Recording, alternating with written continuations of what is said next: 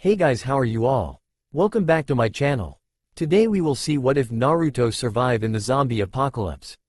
If you enjoy, then please like, share and do comments. ARRG. Rei growled loudly as she sat in her plush armchair in her house. It was just so aggravating. It had been 2 days since Naruto had joined Kendo. Well, to be more accurate, it had been 2 days since she and Mika had joined Kendo. Naruto hadn't really joined so much as welcomed in with open arms. Seiko, after her interesting encounter with Naruto, had insisted on introducing him to all of the other members. In other words, he'd grabbed the spotlight without even trying, again. But that wasn't the part that annoyed her. What made her want to stab him with something long and pointy? Maybe a needle coated in sleeping poison. That way she could tie him up and have her way with him. Was that he was still ignoring her. And almost in spite the fact that she had suggested it, the fact that she was a prominent member of the Sojutsu club should have counted for something. But, no. After all the work and thought she'd put into getting herself into a position where she could be close to him, he treated her the exact same way. It was like nothing had changed. He was still completely indifferent to her. And when they did interact, it wasn't friendly. It was just that, interaction. Even when they had sparred with each other that morning, he'd been distant. Rei grimaced and massaged her rear. Distant or not, he'd still kicked her ass, literally. She'd never gotten in a fight with someone who knew so many dirty moves. Even if he had been completely outclassed by her, she doubted she would stand a chance against him. Naruto didn't seem to have a style. He didn't understand the concept of a set routine. When he fought, it was 100% improvisation. He knew how to block and how to strike. The rest of it he just made up on the spot. It was undeniably effective. She had the bruises to prove it. He damn sure wasn't afraid to hit a girl full force. Rei rose out of her chair and then let herself fall onto her bed with a groan. That wasn't the only part that really got to her.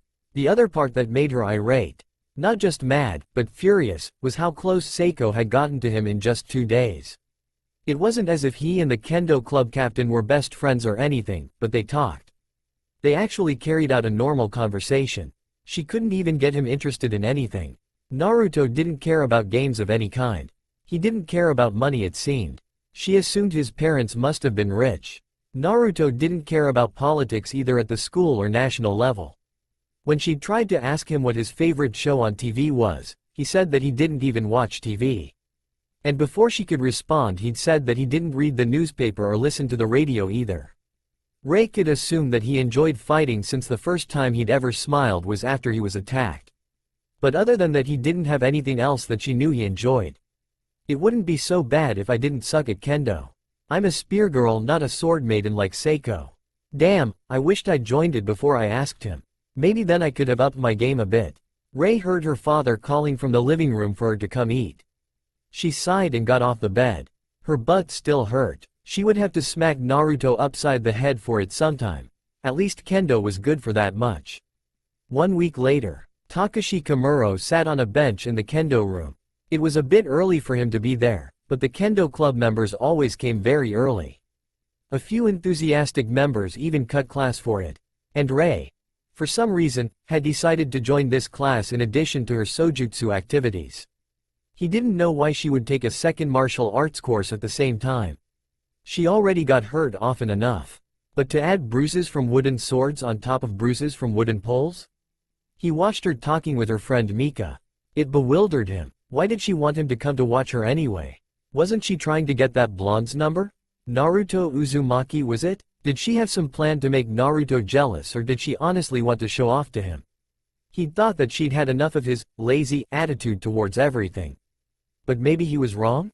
He supposed there was a chance that she was trying to catch his attention again. It would be nice. She gave him a lot of chances and he was thankful for it. If that's what this was, he might even get the courage to tell her how he really felt. Yet as he sat there, he saw Seiko enter the room with the familiar blonde boy.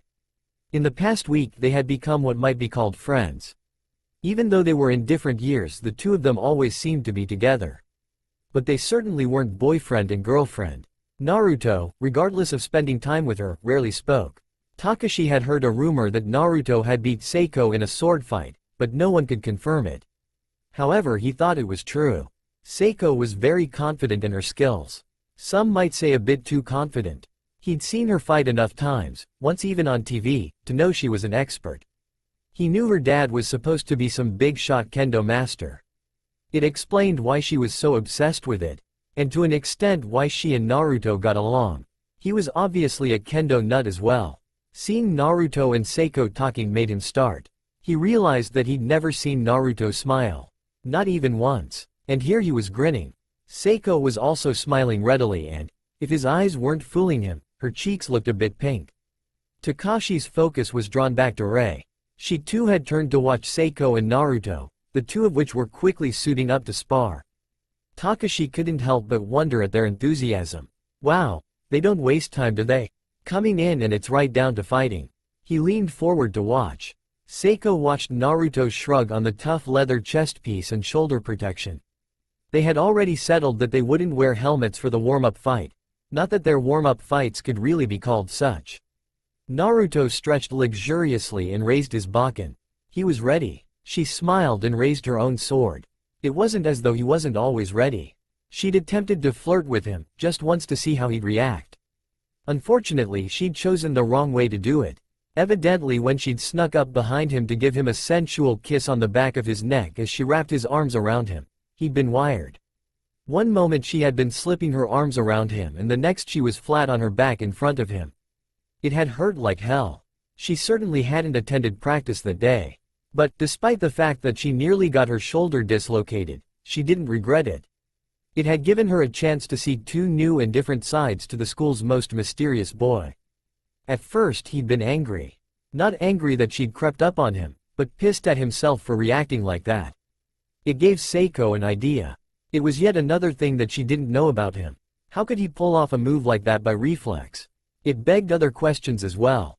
For instance, where had he lived before attending school there? Had it really been so stressful and/or dangerous that he developed that kind of response to any surprise? After Naruto's initial anger faded, she'd seen another side to him. His apologetic side. It was cute, like really cute. He hadn't stopped until she'd told him about 10 times that she was alright and she wasn't hurt. Even though she was, and even then he'd insisted on carrying her to the nurse's office, something that she didn't mind him doing, though it stung her pride a bit. Seiko had come to realize many things in the short time since that incident. The greatest of which she could not accurately judge. One thing that had caught her though. Naruto was a very caring person and it left her wondering, why did he hide his true nature? Seiko was snapped out of her thoughts by her own physical reaction to danger. Instinctually she brought her bakken up to block Naruto's casual swing. Except it only looked casual. Naruto's sword connected with her with a loud crack. She put other thoughts aside for the fight. Naruto was a very challenging fighter. He didn't have any technique. He didn't practice katas. In fact, he had no real talent for swordsmanship at all. However, he was strong and ridiculously fast. Not to mention his unconventional lack of style of fighting gave her few openings. He always seemed to be able to gauge her weak spot just by looking at her. He didn't need to strike to test an opening. That was another thing about Naruto that she just couldn't puzzle out. Where the hell did he learn to fight? Naruto swung for a headshot. She blocked it, but he was already closing the distance between them. She pushed her guard down to keep him at bay, but he let his bakken slide off hers. Then he was spinning to the side. Another one of his amateur but for some reason crazily effective moves. He reached out to grab her wrist. She was used to him grappling in the middle of a fight and she quite enjoyed the challenge. It added a new level of difficulty. Seiko pulled back. However, she knew that she wouldn't be able to twist free of his grip. His hands might as well have been made of cast iron for all their strength. Therefore a different approach was needed. She swung in a looping arc for his neck while twisting out of the way of his thrust, which he had started as he grabbed her. Naruto craned his head to the side, just barely enough to avoid the blow. Her sword went harmlessly over his blonde locks. Had he been wearing a helmet, she would have connected with it and won the match. But he wasn't wearing a helmet, so she'd have to work harder for her victory. Seiko's analytical mind examined him even as Naruto was already drawing back for another blow. She stopped resisting the hand pulling on her and allowed him to drag her forward. His next strike connected with her side, but it was at a bad angle. She underestimated how fast he would swing again though. The next strike was still below the power level of a callable shot, but if he hit her again he'd put enough force into it. Bringing her Bakken right over her head and keeping it flat against her back, she blocked his third strike. Seiko was unable to restrain a slight yelp of pain as the back of her Bakken was slammed into her butt cheek and she flushed pink. She attempted to pull away then. At this distance, at this angle, she wouldn't be able to land a solid hit on him either. But Naruto kept his arm locked. She frowned, attempting to maneuver out of the situation. Then she saw why Naruto was keeping her close.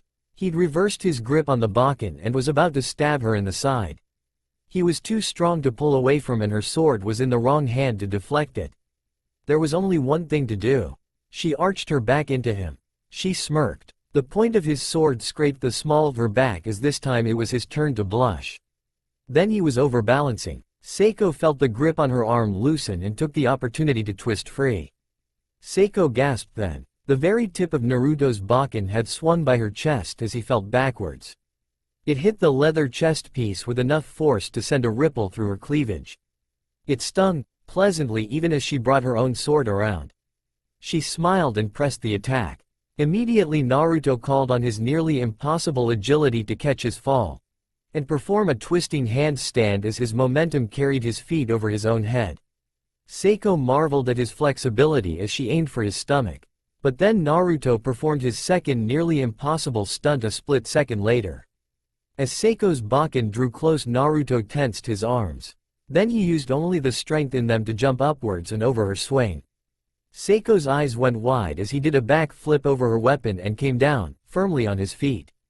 Then Naruto had his sword in hand. Seiko knew that his next strike would land and it would hurt. Naruto Bakken impacted her side, but it had no force behind it. Seiko looked into his face. He'd suddenly gone pale, as though from fright or severe blood loss. Naruto's hand dropped the Bakken. Then without warning he fainted. Seiko was frozen as she watched him drop unconscious to the floor. The clatter of her own sword matched Naruto's as she dropped it. Then she was kneeling over him checking his pulse. Shouts from several people heralded the approach of the rest of the club members. Ray arrived first. What happened? I don't know. He might have strained something with that last maneuver. Regardless, we need to get him to the nurse's office. Shizuka will know what's wrong with him. The other students nodded. Seiko gestured to Ray. Ray, help me pick him up. Don't worry, he isn't that heavy. Ray nodded, but she blushed slightly as she levered Naruto up. It was several moments before her and the other girl coordinated enough to carry him easily. She was right. Naruto was surprisingly light. Ray wondered distractedly how Seiko had known that about him and was secretly gratified to see that Seiko was flushed a much deeper shade of pink than before. 2 hours later, Naruto woke feeling sore and utterly exhausted. He didn't bother opening his eyes. He knew what he would find. Not the outside world but the cage inside his mind where Kurama rested. He'd been tired for a long time. He hadn't had a decent night's sleep in months, and that didn't even include the nights when he couldn't sleep at all. Kurama's deep rumbling voice sounded strained as well. I can't keep going on like this, Naruto. I'm going to have to rest sooner or later.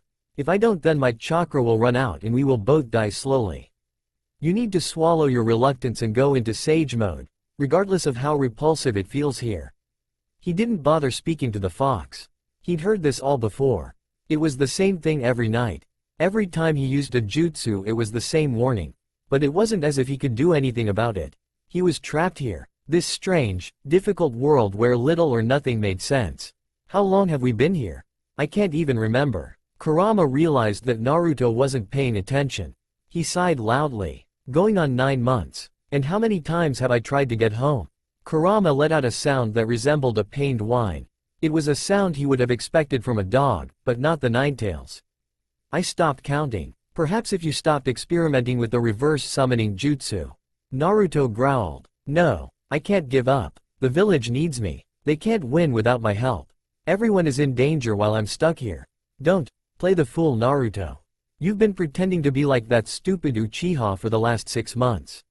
You have managed to be careful for all this time. I can't call you stupid any longer, but you need to wake up.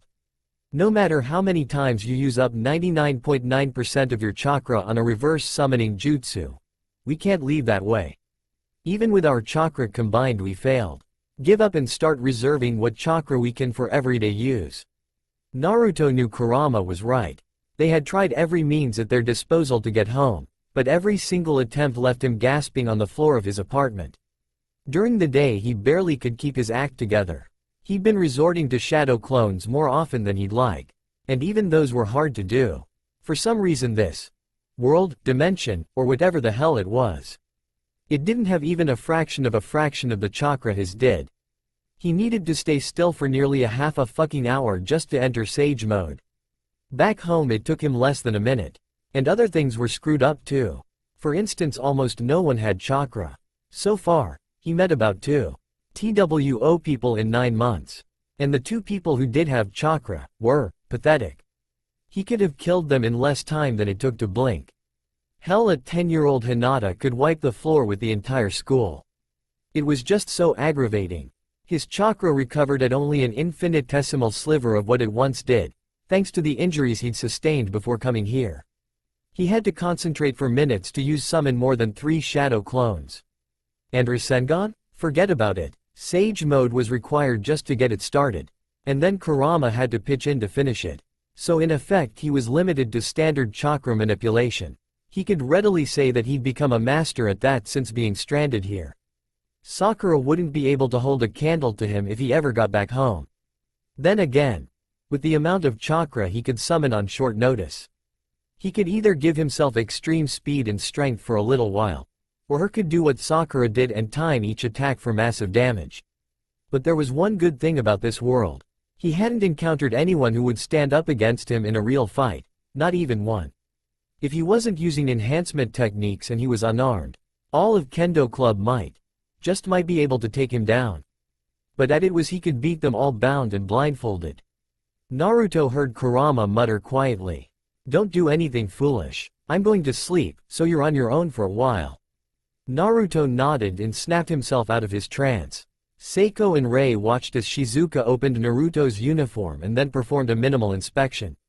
She put her head to his chest, then checked his pulse 2 or 3 other ways to be sure.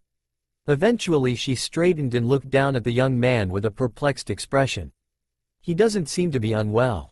His pulse is strong and normal. She looked up at the 2 girls. Are you sure nothing happened prior to his fainting? Seiko shook her head and Rei shrugged. He pulled some amazing acrobatics just before, but other than that, no. The president of Kendo Club watched Shizuka.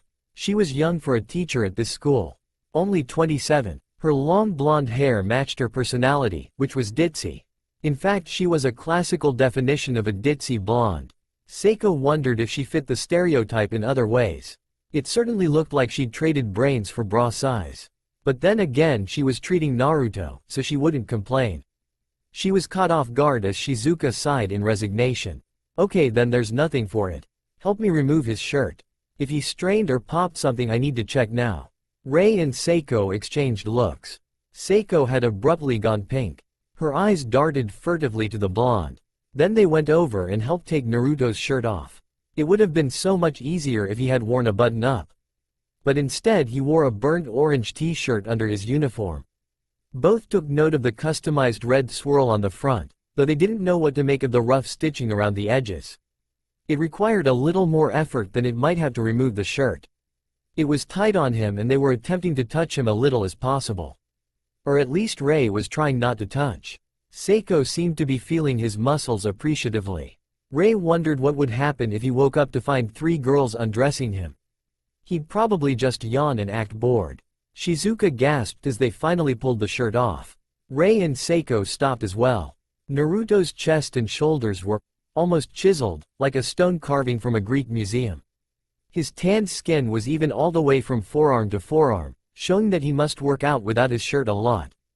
But that wasn't what caught their attention. What caught their eyes were the patchwork of scars, and in particular the massive one just over his heart. It was the size of a fist and it was jagged. Rei put her hand to her mouth in shock. There was also a long swirling scar over his stomach. Its ridges of slightly paler skin rippled with his six-pack.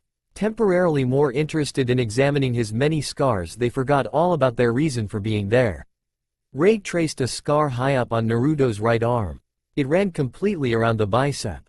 Then there were the neat circles that ran down his chest. 6 on his chest in total. They looked like they had been made by bullets, but they were so evenly spaced. Seiko gasped as she turned his hands over. Look at his hands. I never got to look at them up close. I've never seen so many tiny scars. And she was right. Naruto's palms had dozens of scars on each one, and both hands had a round scar on the back and palms of his hands. Shizuka sounded horrified. I've never seen anyone so much damage. Seiko muttered, it's strange. He doesn't have any scars on his face. I wonder why. She hovered over him and pulled back his hair, checking his forehead. There was a small scar. It was jagged line just under his hairline. There also seemed to be a divot in his skull. Seiko's blue eyes watched his own sleeping face. Then as she watched his own eyes opened, they were different. The pupils were slitted like a cat's, and there seemed to be a red ring around the outside of his iris. Naruto blinked and his eyes were back to normal. She drew back hurriedly as Naruto sat up and looked around. He brought a hand to scratch over his stomach, yawned loudly, and then adjusted himself to his surroundings. Eventually he acknowledged Seiko, Rei, and Shizuka. Where am I? Shizuka explained quickly. You're in the school nurse's office. You fell unconscious at kendo practice. Your friends brought you here, but I was unable to find anything wrong. Are you okay? Do you have some kind of medical condition? Naruto attempted to put his mask of coolness back on but was unable to do so. He was just too tired. He mumbled, yeah. You could say that, but there isn't anything you can do about it. I just needed some rest is all. Rei leaned in close. But why did you collapse? Naruto had to ask himself that question first. Then it occurred to him. Oh, my shadow clone back at the apartment must have run out of juice. Then he transferred his exhaustion to me.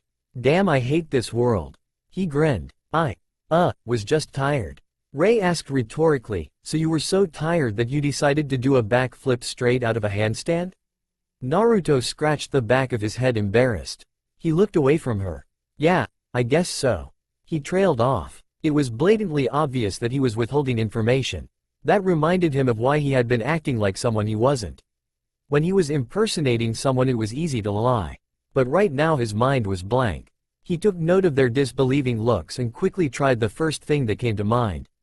I'm fine. Don't worry about me. I just need to rest a bit more and I'll be fine. Please don't call me out. Please don't call me out. Rei nodded. We should take you home then.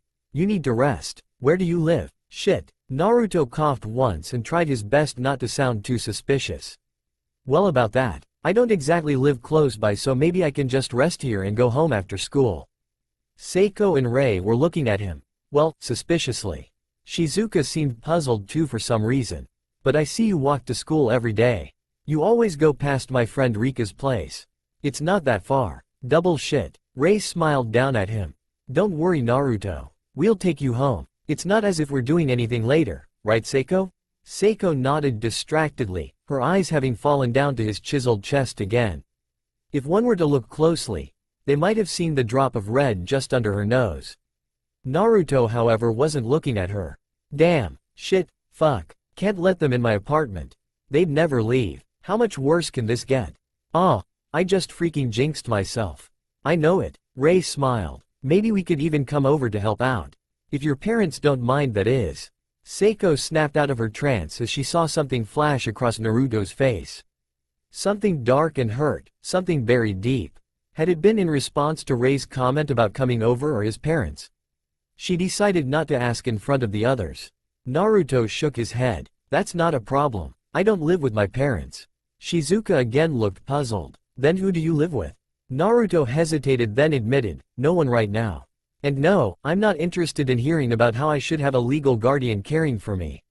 I can take care of myself. Slightly stung, Shizuka leaned away from him. Rei also took a step back. For a second there she'd felt really uneasy. Like Naruto was reprimanding her or telling her to mind her own business. She watched as Naruto attempted to get out of bed.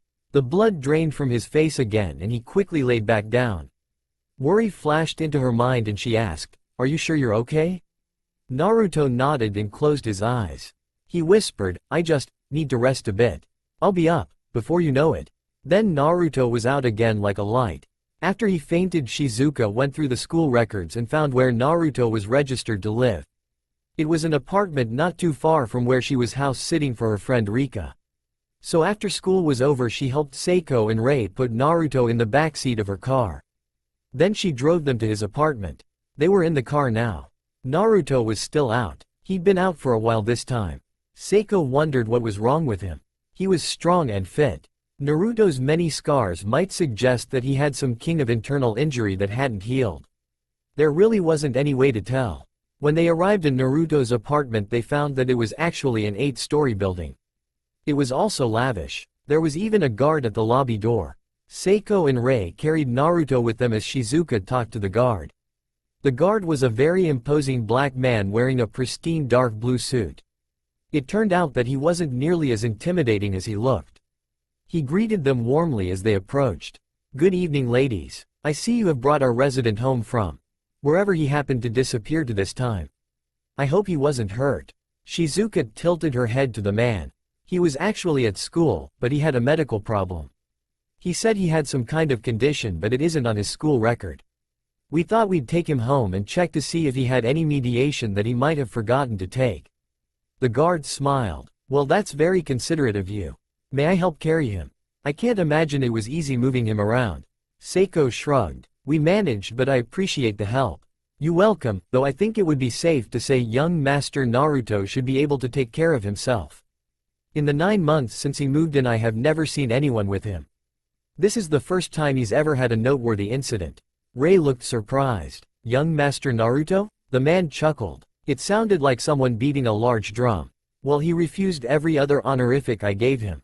When I called him that, he just gave me a funny look and went in. Since then I've been referring to him as that. I suppose it seems strange to you. But I am a professional. I used to work at a prestigious resort in Britain.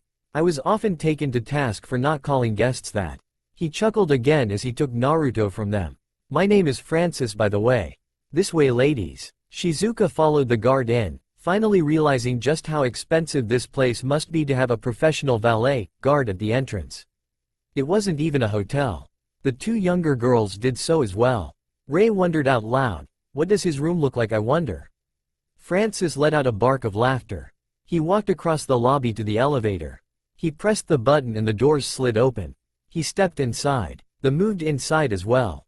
Rei raised her eyebrow at Francis. "What's so funny?" Francis chuckled humorously. "Dear, you said room as in the singular. You obviously don't know much about your blonde friend now, do you?" Rei admitted that she didn't. Seiko shrugged. "He doesn't share much." The large man smirked and pushed the button to close the doors and ascend.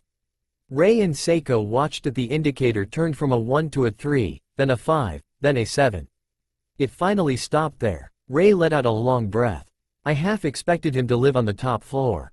But I guess he's not that much of a big shot." Francis's smirk became a full-blown grin. "You have remarkable intuition. He does live on the top floor. The penthouse suite to be exact. But young Master Naruto here actually is renting the top 2 floors. Don't ask me how. It isn't my job to pry." Shizuka gasped as the door opened and the guard led them into a hallway. He went straight to the end and pulled out a card, which he then passed over a scanner by the door handle. They watched as the door cracked open with a beep. The guard stepped to the side and gently reinstalled Naruto into their arms. "If you need me, just call. I'll be in the lobby." Shizuka nodded dumbly as Francis departed. They entered the main room of the apartment and were immediately seized by a notion. Naruto had some batshit crazy secrets going on. He had every single kind of ramen they had ever seen or imagined, and quite a few they hadn't. They were lined up against one wall. Rei whistled in wonder. It was truly a wonder to see. After that they tried to ignore the ramen wall and moved through the room. It seemed normal enough besides that. Although there were a few oddities besides that. Namely a headband with an engraved steel plate, which rested on a small table. Next to it was. All 3 of them stopped. Rei and Seiko dropped Naruto with a thump. Seiko hurriedly picked him up again, levering him over her shoulder as Rei and Shizuka walked over. Cash. Lots of cash. As in a completely ridiculous amount of cash. Enough money was stacked on the table to pay for a decent house. There were 7 sacks of hundreds, each one over a foot high. Rei ran her fingers lightly over the stack of money. Then her eyes caught a list next to it. She picked it up and read out loud. "Getting tired of all this job stuff. Can't get a job or find work anywhere. Must find easier ways to make money. Have to waste less time. Below that appeared to be a list of times and places. Seiko walked over and blinked in surprise. I recognize some of those places. That one right there is a popular hangout for martial arts fanatics. It's known for its illegal gambling since it's popular with the Japanese underworld organizations.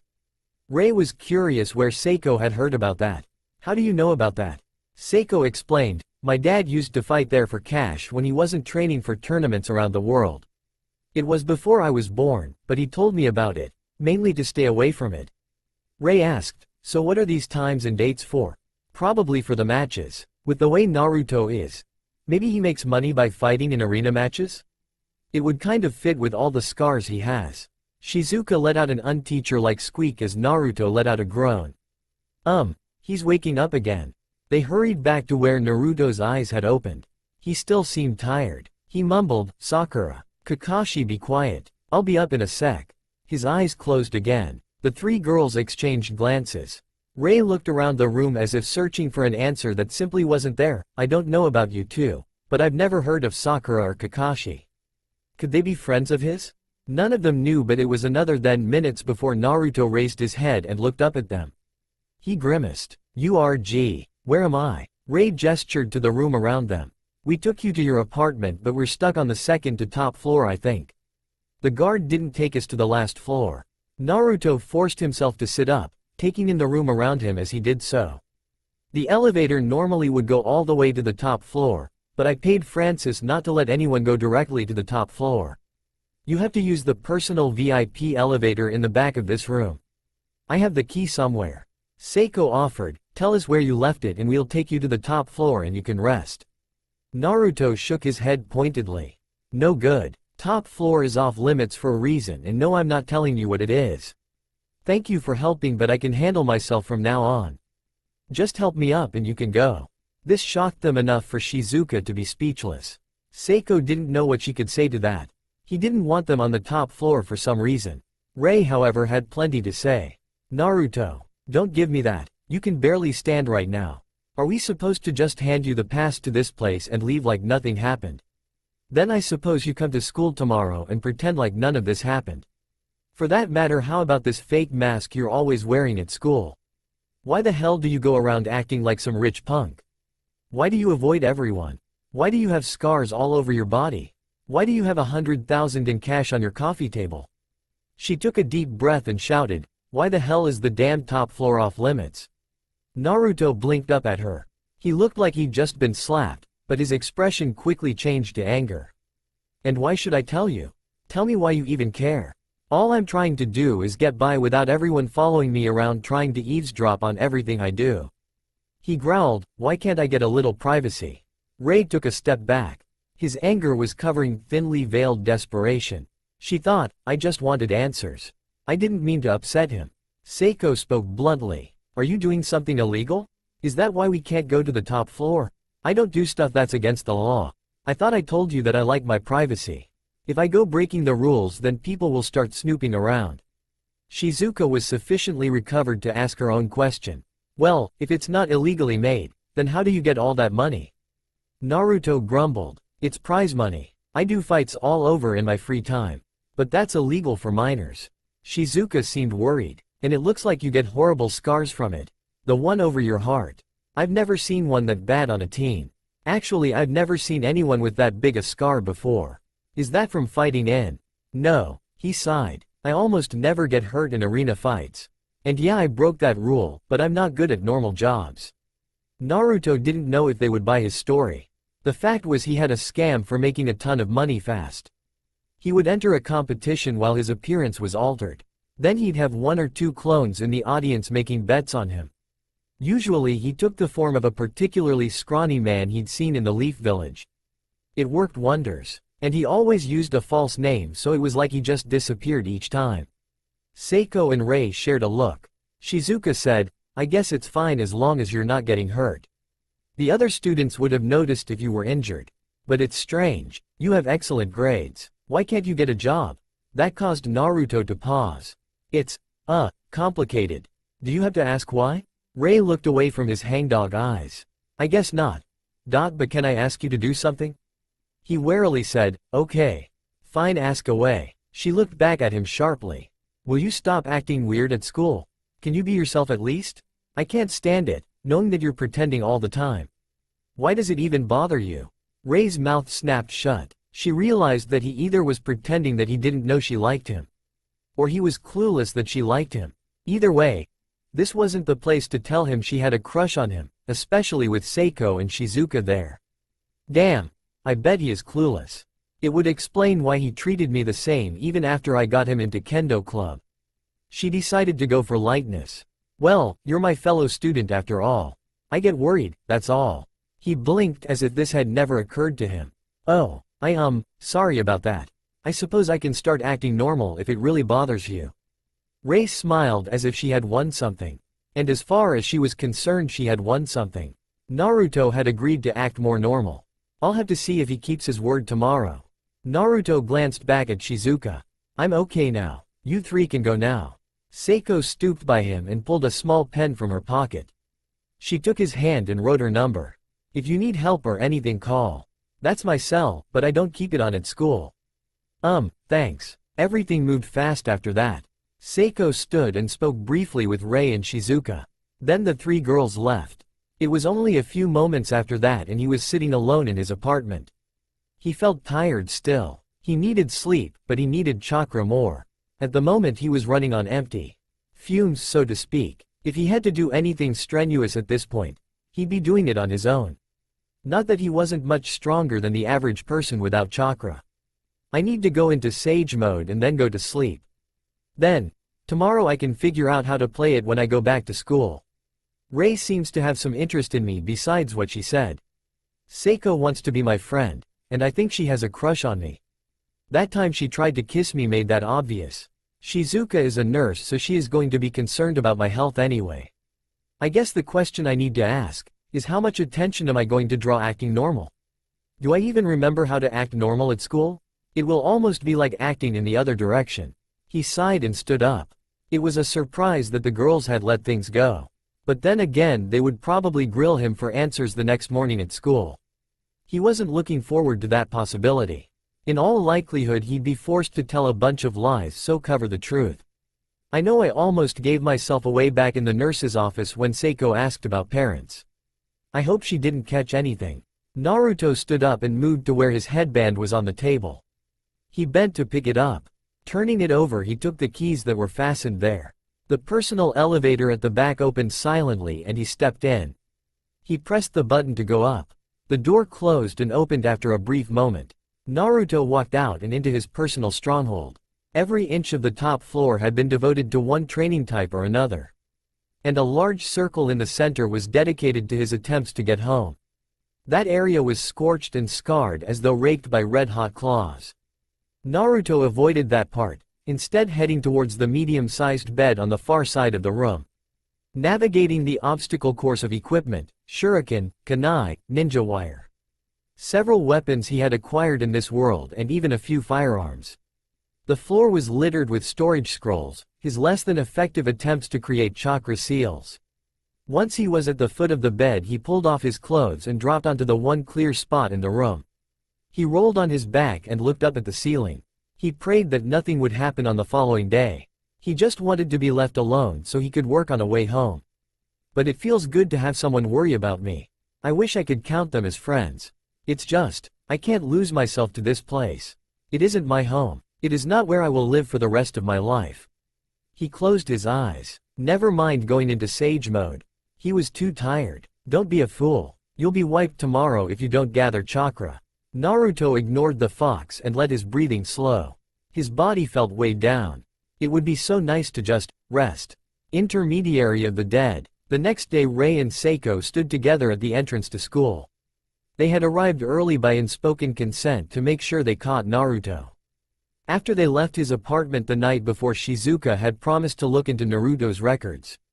She instructed the two of them to keep a close eye on him. So here they both stood. A few other early students cast curious glances at them as they passed by, probably wondering what the two of them were waiting for. Eventually Ray grew tired and sat down. Seiko joined her without speaking. They waited for 10 minutes. But Naruto never showed. 20 minutes passed and Ray started fidgeting. At last they both heard the school's first bell. Seiko stood up, her eyes at once worried and disappointed. He didn't show. Let's go in. Rei scowled at the metal gate to the school. The fact that Naruto hadn't shown up meant several things, but it spoke to one thing above all others. He had lied. He hadn't kept his word. A sympathetic part of her told her that she was being unreasonable. Naruto had been exhausted. He couldn't help coming in late. However, the less than considerate part of her decided she didn't care. Naruto obviously couldn't be trusted to come on his own. He needs more encouragement. Rei looked to Seiko as they turned to enter the main building. We should stop by his apartment later to see what happened. Seiko nodded quickly and her expression changed. Rei thought, she's putting on her mask too. Maybe I should ask her why Naruto is so secretive. She might understand why he pretends to be something he isn't. Later that day, Francis watched as two girls, ones he recognized, walked up to him. Both looked rather serious, and worried. Rei was the first to speak. Excuse me, but could you tell us if Naruto is alright? He didn't come to school today. Francis sighed. He didn't want to make the girls feel bad. He was tempted to tell them they could just go up, but Naruto had expressly told him not to give out any information on him unless it was demanded by local authorities. Then again, Naruto had also said he would be packed to leave by the end of the day and would be checking out. I don't suppose there is any harm in telling his friends that much. Young Master Naruto is packing to leave. He should be gone by the end of the day. Rei's eyes popped open wide and her jaw dropped. Seiko blinked in shock. Rei took a step back. He wouldn't up and leave just because we came over yesterday, would he? Seiko didn't comment. She just stepped past the guard and opened the door. Rei quickly followed her. Francis put his hand to his forehead. Naruto would probably give him an earful for the intrusion. He hoped that his young tenant wasn't too displeased. Naruto sighed as he at last sealed the remainder of his gear away. His entire body ached as he straightened. Not gathering chakra the night before had been a very bad idea. Kurama sounded irate as he went about the rest of his packing. You idiot, what part of your chakra network is fried, do you not understand? Sorry, okay. You're not even the one who's feeling it the worst.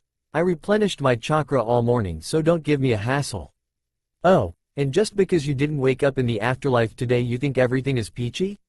I have explained this to you before, but you ignore it at the worst possible times. Whether you're tired or not, you can't afford not to go into Sage Most before bed. You could have easily died last night. Okay, I get it. Will you stop screaming in my ear? First of all, I'm in your head, and that's half the problem. If you die, I die. And second, no, I feel the need to explain your situation just once more to you. So sit back and relax, kid, since I intend to make sure it sinks in this time. Fine, let's get it over with then. Naruto sat down hard and closed his eyes. Good, now make sure you're listening. Kurama growled and started. If you remember, the human body is born with a natural store of chakra. In accordance with your mental and physical energies, more chakra is produced and released. However, your chakra network is utterly destroyed. You can't conjure up more than a scrap of chakra on your own. And if we were back home, it wouldn't even be a problem. I have more than enough chakra for the both of us. The problem with this world is that for some reason, you need a much greater amount of chakra to sustain yourself. Normally you need only a tiny fraction of power to keep your inner spark going, but here, you need approximately a fourth of my chakra, daily, just to keep healthy. That is a huge strain on my reserves. Kurama sounded exasperated, and in addition to this, the natural energy of this world. It's rancid, like meat left out in the sun for days. It's tainted. Even the bloodiest battlefield back home is pure in comparison to this city. Unlike you, I depend on natural energy to recover, but I am constantly forced to burn it clean as it enters me. The result is simple. I can only replenish chakras so fast. And you have the exact same problem. Combine that with the fact that we need so much energy to survive. I couldn't wake you last night. I was barely able to keep the chakras circulating inside you. It scared the living crap out of me. Do you understand that? You don't have to remind me that I lost my ability to draw on chakra, ya know. I remember that every time I try to do anything at all. Naruto opened his eyes. It was possibly the worst thing to happen to him in recent memory. The day he was thrust into this world by that damned Akatsuki bastard with the mask. I'm glad I cut that bastard's eye out. Teach him to strand people like this. I wouldn't care so much about that Naruto. It's that ass of an Uchiha that you should be cursing. He's the one who almost killed you and blasted your chakra network into nothing. I know. Oh shit. What? Someone is here. Damn. Naruto cut his link with Kurama as a second knock sounded by the door. Rei knocked, then knocked harder. There was no answer for a minute. Then she kicked the door hard. Both girls heard a long string of cursing from inside. Seiko grimaced. He doesn't sound happy. Does he know it's us? Rei shrugged as the torrent of foul language got closer. At last there were several grinding noises and a click. The door swung open just a crack. Naruto peeked out and saw them. Shit. Rei raised her eyebrow. Not happy to see us, huh? Naruto's eyes narrowed. I thought I told you too that I wanted privacy? I know privacy isn't a traditional Japanese word, but I'm sure you understood what I said. He moved to shut the door saying, I'll see you two another time. Seiko put her hand in the doorway and he halted to avoid crushing her fingers. Naruto, we want to come in. Would it be okay for us to come in? He stared at her, his expression telling Seiko all she needed to know about Naruto's feelings on the matter. How about no? Is that simple enough? Seiko shook her head and inserted herself more fully into the door jamb. Naruto growled in the back of his throat. It was an animal noise, one which bespoke irritation. Seiko was unaffected by this and proceeded to force her way into the room. Naruto put a hand on her shoulder. His voice was even but it was almost dripping impatience. What part of no, don't you understand? I didn't want you in here last night and I'm moving. Is that clear enough to you? Seiko shook her head and squeezed further in. Naruto's eye twitched as she levered the door further open with her hip. A silent struggle ensued in which Seiko pushed further and further in and Naruto tried not to hurt her, while at the same time, trying to keep her out. Eventually he realized that he would either have to hurt them or let them in. Knock them out and take them home. You have enough chakra now. They're just going to insert themselves more fully into your life if you don't stop this now. You know how humans here are. They care far too much about the private business of other people. Unfortunately, I can't do that. If I even hurt them little bit it can be considered assault and I can get in trouble with the police. If that happens then I'll have to go on the run or find some place to hide. All of that takes time and money and I hate wasting either. He tried one last time to shove Seiko out, but just as he opened the door a crack further, Rei's weight hit it and the door flew out of his grasp. Naruto realized what was going to happen a split second before it did, but he was in a bad position to stop it. All of Seiko's weight fell on him as she lost her own grip on the door. Naruto's foot wasn't behind him so he fell backwards. They both landed sprawling on the floor as the door banged open and Rei stumbled into the room. She found her balance and looked up, then around the room, amazed by the change. The ramen was gone. The entire room was bare. Not a single thing remained that had been there the day before. She glanced to the far side of the room. The table was still there, but everything on it had vanished. Rei heard a groan off to the side and looked. Naruto had landed hard with Seiko on top of him. The dark-haired girl was pulling back, apologizing. Sorry about that Naruto. I didn't mean to knee you there. Naruto sat up as she withdrew. His face was a bit pale and he was holding his crotch protectively. Ow. Yeah, I'll have to remember that you don't mind fighting dirty either. She flushed pink with embarrassment. I really didn't mean to do that. It was an accident. He muttered under his breath. Why do you smell like you enjoyed it then? Huh? What did you just say? Naruto's eyes widened as if he just realized what he'd said. Never mind. You two are in here now. What is it you want so badly? He glanced away from them. He knew why they were here. Both girls somehow felt that they had some responsibility for him or felt some need to be close to him. And when he hadn't shown up at school, despite the fact he had said he would, they decided to check on him. He should have paid Francis to discourage people instead of just not disclosing info. He looked at Rei, who was still gazing around the room in surprise. Seiko wasn't looking at the room. She was staring at him curiously. Naruto? What exactly did you mean by that? You couldn't possibly smell how I was feeling. That was a joke, right? Naruto almost cursed out loud. Shit, stupid nose getting me in trouble. I wish this world had dulled my senses sometimes. It's not your nose that gets you in trouble. It's that damned mouth of yours. Cover your ass before they really get curious. Taking Kurama's advice he said, yeah, it was just a joke, haha.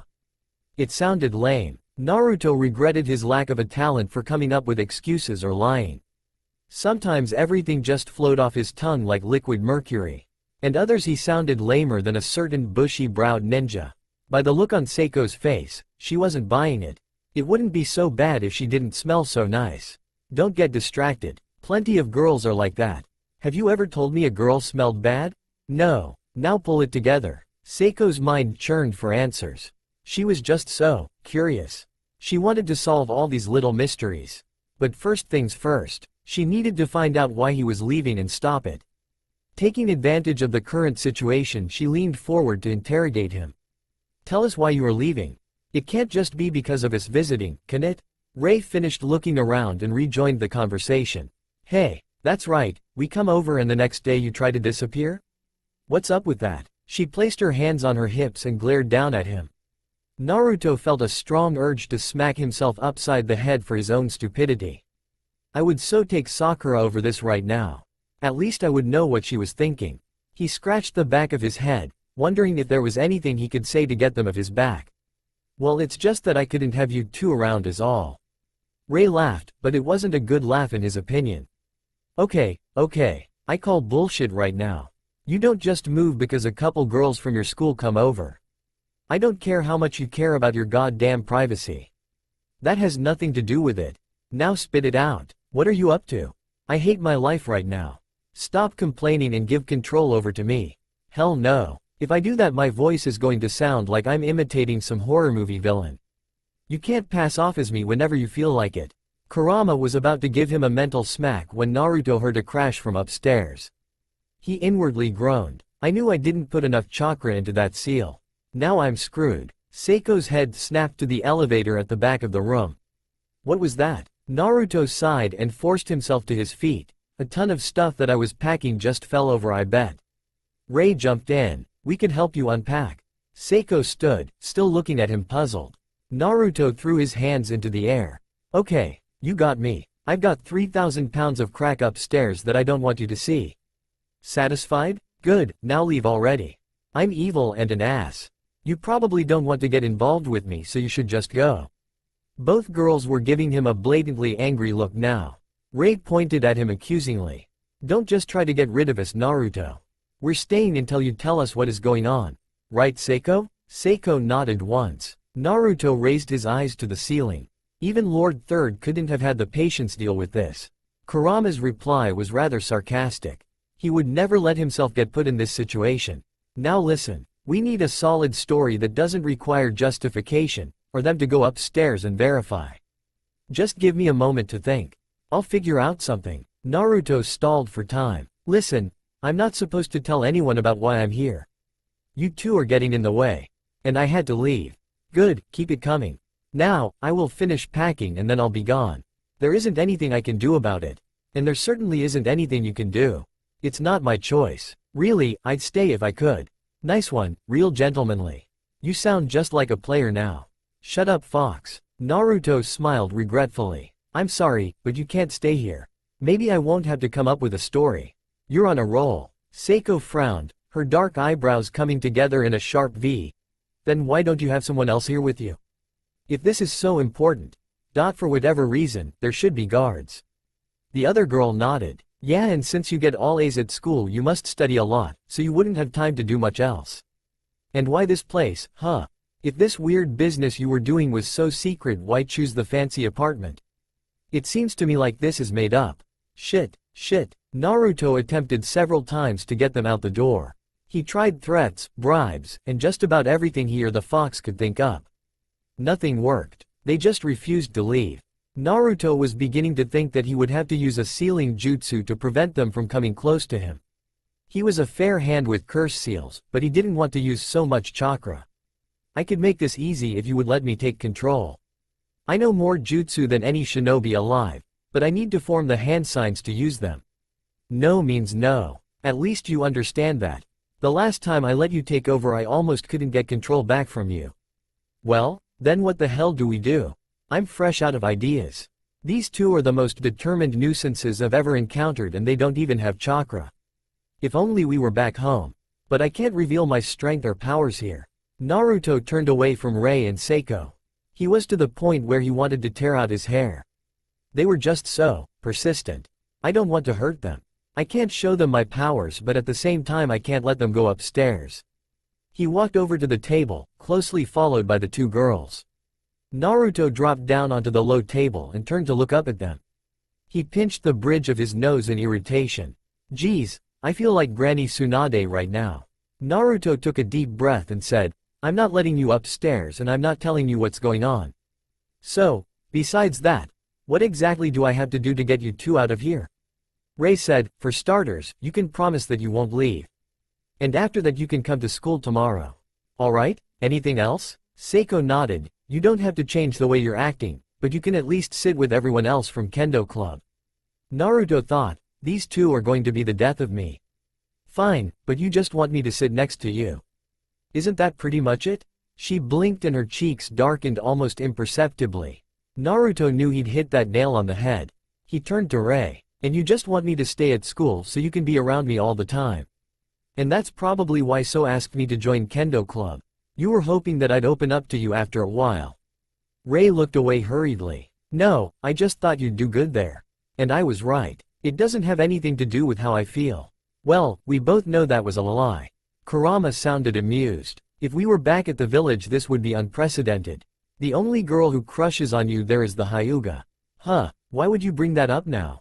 Oops, pardon me, were you unaware of that? Fuck, she told me how she felt, but it doesn't exactly help me right now to overgrown orange dirt clod. Kurama chuckled darkly. The worst part is she's probably crying her eyes out over you right about now. Seiko saw Naruto stiffen and his jaw clamped shut. He closed his eyes and she could almost see the veins bulging in his forehead. You're digging your grave, Fox. Just keep talking. I'm not sure what would happen if I stole your chakra here, but if you keep pissing me off we're going to find out. Fine, I'll be quiet. I leave this problem to your questionable powers of persuasion. I bid you good day. With that Kurama severed the connection between them. Naruto felt him withdrawing deep into his mind. He also became aware that Ray was talking again. It was so similar to listening to Sakura, he automatically tunes most of what she said. Taking a page out of Kakashi's book he smiled at Ray. Don't worry, okay. I'll come to school. I'll even sit with you, but you two have to stop peeking into my personal business. Now I feel like Sai. Great. Ray halted mid-flow. She crossed her arms. One more thing. I want you to take art class. What? I'm a horrible artist. Naruto experienced a minor heart attack. He could cope with everything else as long as he didn't have to worry about Ray and Seiko snooping, but art class. He couldn't draw to save his life, or anyone else's for that matter. Ray smiled. That's alright, I'll help you. Naruto groaned. Oh, a trick. I see. You thought I might be bad at art, didn't you? I figured that you weren't an art type. Yeah. But even if you were I would just have said that it wouldn't be an imposition. Either way you have to come to art class if you want me to give up on knowing what's upstairs. And, it would be really nice if you sat next to me too at lunch. This is extortion. Ray raised her eyebrow. I don't see why you're complaining. Naruto groaned. Okay, let me put it this way. Everyone seems to want to know all about me. And if I suddenly come to school one day after skipping, and have you hanging off me. Not to mention suddenly taking art as a new subject. The only thing that is going to happen is everyone else trying to bug the crap out of me. All the guys at school already hate me, especially that one teacher. Regardless, I'm already going to get shit from everyone since yesterday is the first day I missed. Ray shrugged and stepped back. She turned to Seiko. That's all from me. Is there anything you wanted to add? Seiko shook her head slowly. Naruto thought it was too good to be true, so both of you will leave now? Ray tilted her head. Yeah, we're going. See you tomorrow at school then. Naruto nodded and, finally, at last, they left. Next day, school. Several students were gathered around a student in the art class. The crowd consisted mostly of girls, but there were a few jealous boys there as well. What were they staring at? They were gaping, some open-mouthed, at a painting as it slowly took shape. Naruto worked hard over the course of 20 minutes to sketch out a scene from memory. It was an important one. An image that he had burned into his mind. Ray, who sat on a stool next to him, was awestruck. She gasped out, "You said you were a terrible artist. This is amazing." Naruto frowned inwardly. "No, this isn't from my imagination. Wish it was though. It's different for things that actually happened. I remember every detail of this. On the large canvas was an image frozen in time. A boy with black hair and blazing red eyes. In his left hand he clutched a blade of lightning. The light from the glowing edge cast his eyes in deep shadow. The wings that swept back from him and the mark of his cursed chakra was clear on him. Behind him was a waterfall. Naruto tried his best to replicate the colors and feel of the surroundings. The stone figure behind him with its massive arm bridging the top of the blue wall. One of the boys behind him whistled. Damn, that's wicked. I never saw anyone paint anything that realistic before. It's like he could jump out of the picture and stab you. Naruto tried to hide his smirk. Kinda figures that at one point he actually did stab me. And this is the moment right before he did. The irony didn't escape him. He was painting scenes from his real life that anyone here would immediately pass off as fake. Naruto imagined what they would say if he transformed into Sasuke one day to come in. Oh, I could totally prank the living hell out of everyone here. If I had a clone disguised as someone I painted, it would be like, hey guys, this is my friend Sasuke. Yeah, he's the one I was painting the other day. His eyes are really weird, aren't they? Hee hee. Almost makes me want to blow my cover a bit. Naruto's lips twitched as the art teacher walked over to see what everyone was gaping at. Imagine if. Oh wait, I could draw my waijutsu. I know that like the back of my hand. Come to think of it, I could do just about anyone from the village. Aren't you getting just a bit carried away? I thought you weren't trying to draw attention to yourself. This is only making people more curious about you. Nah, this is too fun. The look on Rei's face is priceless. Be careful, Baka. Hey, Saya Takagi watched Naruto Uzumaki and Rei Miyamoto at lunch. It was interesting to watch them. Naruto seemed to be pretending to be more social than usual. She didn't know why he bothered. He had perfect grades so far. It's strange, since yesterday he missed school for the first time. He's never done that before. And he practically ignored the teacher when he asked why.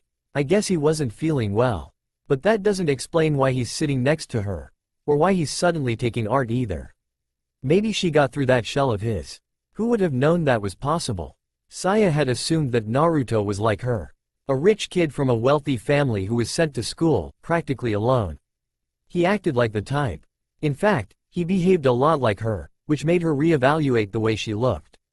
Most boys assumed he was a stuck-up arrogant ass. On the flip side, most girls would have happily dated him.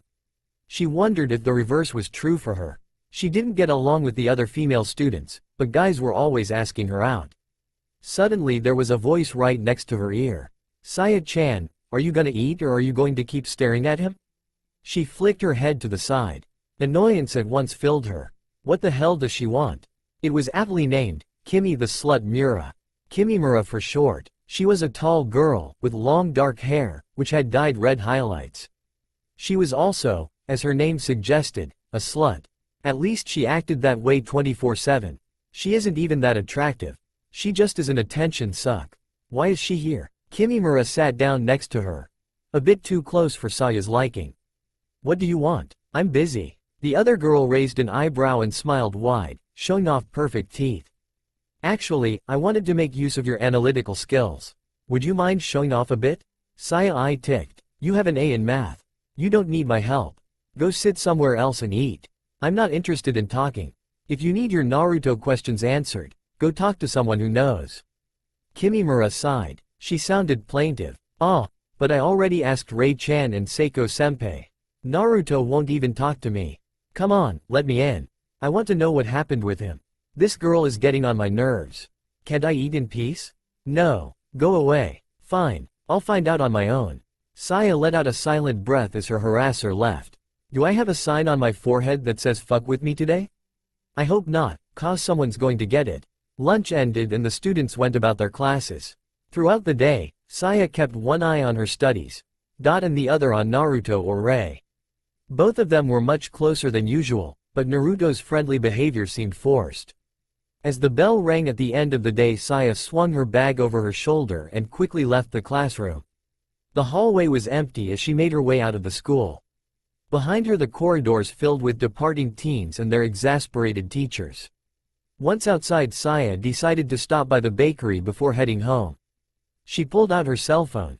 She usually didn't take it with her to school, but she'd forgotten to take it out of her bag that morning. Dialing her driver's number, she told him to pick her up at the local bakery. Then she headed off. It wasn't long before she left the tide of students who had started to exit the main building. Then she was on her own, heading towards the downtown bakery. It was only a dozen blocks, so she didn't mind walking. In addition to that, her father and mother would be in an important meeting until much later. The house would be empty save for the staff. Her mind wandered as her feet took her in her desired direction.